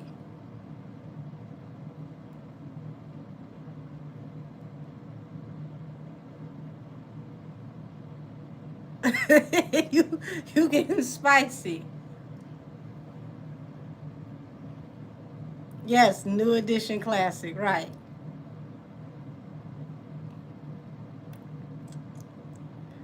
No, you ain't talking to me, talking about girl. I'm a grown ass woman.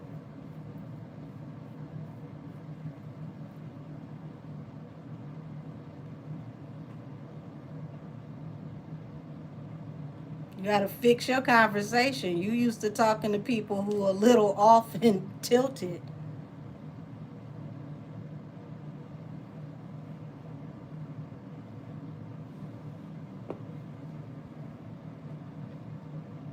Said I knew I wasn't going crazy. Yeah, well, I was in high school when that came out, but I definitely remember that album. And the cover art to me was crazy because it just, it's like, why is he playing so much with death? All the energy was all like everything that he was doing with his most popular people all was leading to endings and death. Would you say I remember the genuine days? I graduated in '02. How about you? I graduated before you. I graduated in the '90s.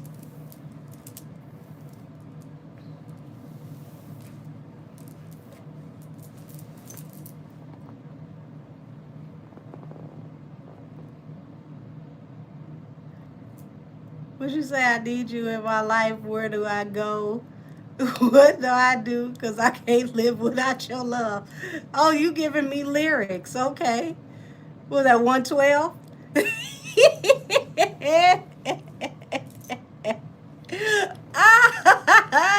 I knew that was 112. Thank you, Ryan. Yep, so he was getting ready to walk and take Junior Mafia with him. Yeah. I knew that was 112 as soon as I read it. Because I could hear him singing it in my head as I was reading it. Oh,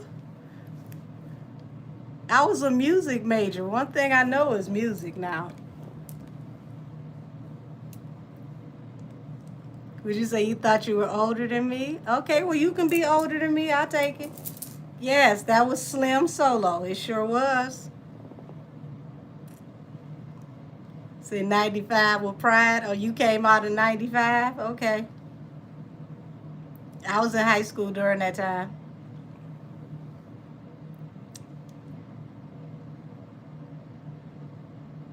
Does Tory Lane's energy remind you of Tupac? No. Totally different energy. Um, but I will say both of them are strong willed. And they both, are people who actually cared about people, but totally different energy. Okay, you said I went to the Boys and Girls Choir in Harlem. Said I used to do the girl to. What?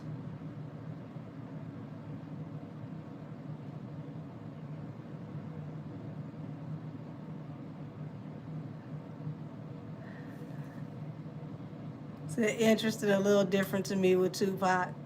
Yeah. Shout out to Harlem. Shout out to Harlem. Hell, I could go for some Sylvia's right now. Y'all talking about Harlem.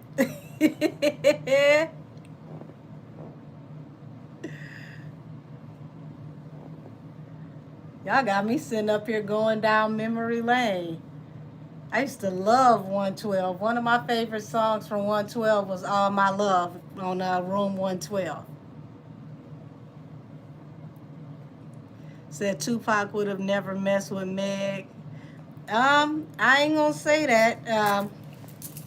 He probably would have dealt with her before, before her energy got a little too, how do I say, friendly. You got to remember, this is a man that was petty enough to invite Faith out to claim that he needed her to do a feature on the song just so he could throw it in big face and tell him that he smashed his wife. So, whoo!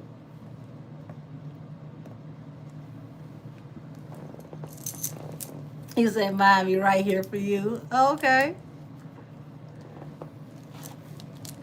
That's back when I actually was singing. Like now, I just a little something here and there. You said mine was The Way I Love You from 112. Yeah, I remember when 112 came to Detroit and they had a meet and greet at IHOP over on Jefferson, which used to be the Anita Baker IHOP. And when I tell you, it seemed like damn near every girl from Detroit Public Schools skipped school that day to go downtown to meet 112 on Jefferson. This was back when they had Cupid. Cupid had just came out. I was probably one of the 4 girls that was in school. I got to school, I didn't know what happened. I'm like, where the hell is everybody at? Everybody was downtown going to see 112 at IHOP. They had to have security and everything. Jefferson had girls for miles in line to go see 112 when they came out with Cupid. I mean, it was a good song, but I wasn't about to go stand out there and say all this love waited for you, my baby, my darling. Okay, so you taking it back old school. You and that DeBarge.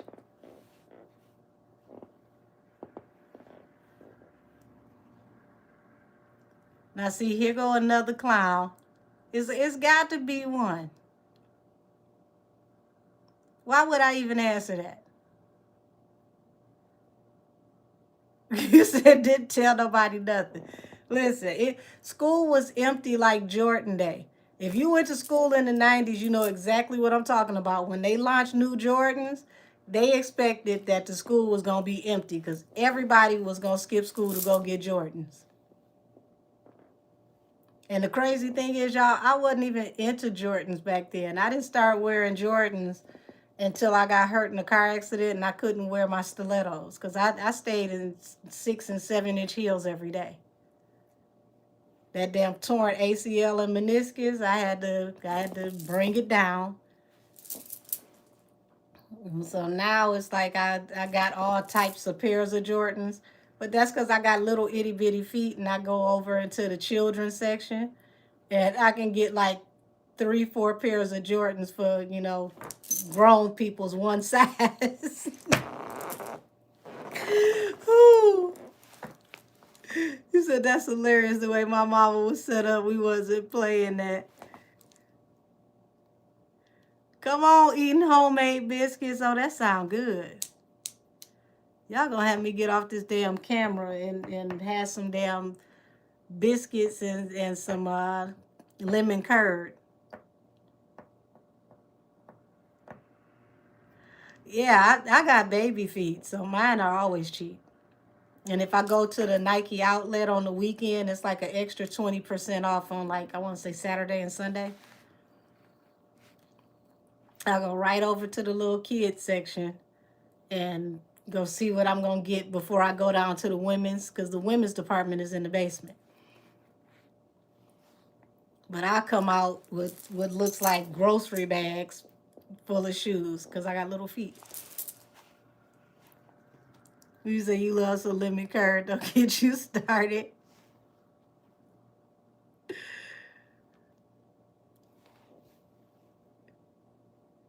Baby, some, especially now, I haven't made lemon curd in a while, but some homemade lemon curd made fresh, oh my gosh.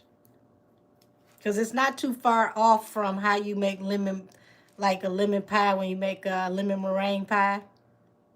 It start off with, you know, a lot of the same principles.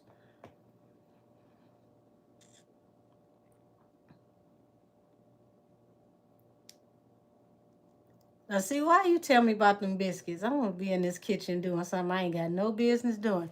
But the good thing is, I won't be on Amazon. That's all that matters. Damn. Or some biscuits and sausage gravy. That sounds good, too. You say you watch it? Thank you, Austin. I appreciate it. You said let me pull out my Amazon data report. I promise I didn't look. You said size 5.5. I don't know. See, you got little feet too. You said fresh biscuits for breakfast. I just make them just because. Now you got you open. Better call Tyrone. I'm so done. I said I saw some gnome tarot cards on Amazon and couldn't stop laughing. Why would you do that to me? Don't tell me about the gnome tarot cards. I have to wait to see them. Yes, lamb sausage gravy, baby. That lamb breakfast sausage is everything.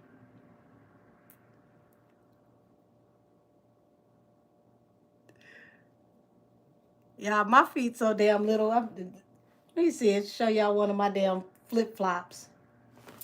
These my pedicure shoes. Hold on.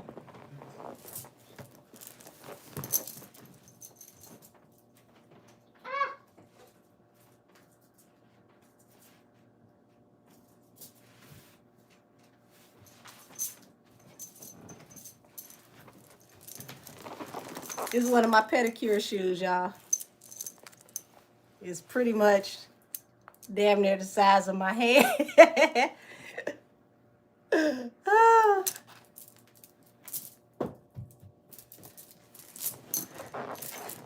Would you say put that fly swatter down? Oh, you say you were a 7 in kids. Oh, that, honey, I could damn near sit in a 7 in kids.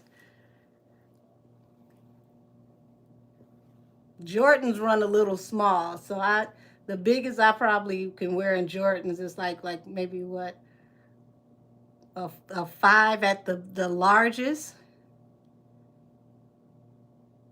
But my feet started swelling after I got hurt in a car accident because I used to wear 4s. Like 4, 4.5. Now it's up to like a 5. Would you say sausage gravy over a piece of 3 toasts with sausage gravy and some biscuits sound real good to me right now, or some hash. Some hash with some fresh toast or fresh biscuit. And boys' shoes, like, depending on the shoes, like Jordans run small, so those would be like maybe a 4.5 to a 5. Other boys' shoes are like a 4.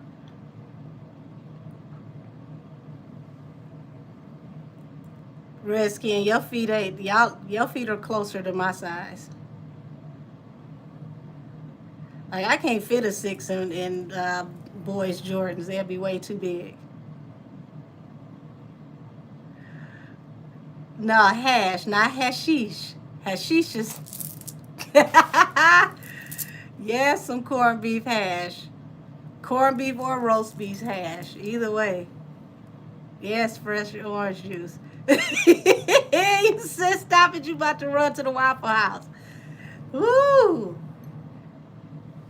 I'm about to run in this kitchen and make a bad decision with these pots. Either way, I ain't got to get up. I got late appointments tomorrow, so I had a few things I had to do early, so I ain't gonna stay on here too much longer because we'll be out here shooting the breeze all night. I love y'all. Many blessings to everybody. Why, thank you, Josh. I want all of you to have a wonderful evening. I will see y'all tomorrow on Twitch for Allegedly Fridays, 7 p.m. Eastern Standard Time. And expect some content to drop on Saturday, because I got to start getting my content back up for the, this side of the channel. Oh, thank you, Isaiah. It was supposed to be for membership, but I got kicked out and went back live. Had no idea I was public, so I will see y'all. And I'm about to go in here and figure out what I'm going to do in this kitchen. I might mess around and make some homemade biscuits. Austin, it was your damn fault that I made them damn cinnamon rolls. You sat up there and talked about cinnamon rolls, and I ended up in the kitchen making some damn cinnamon rolls. And then the first one I ate, and that didn't count because that one was for quality control and assurances. So like the second and the third one more so was like the actual cinnamon roll that I had. Yes, it had some cream cheese icing. It was delicious too. Yes. And then I made a whole breakfast to go around it, so I ain't feel like I was just sitting up eating cinnamon rolls.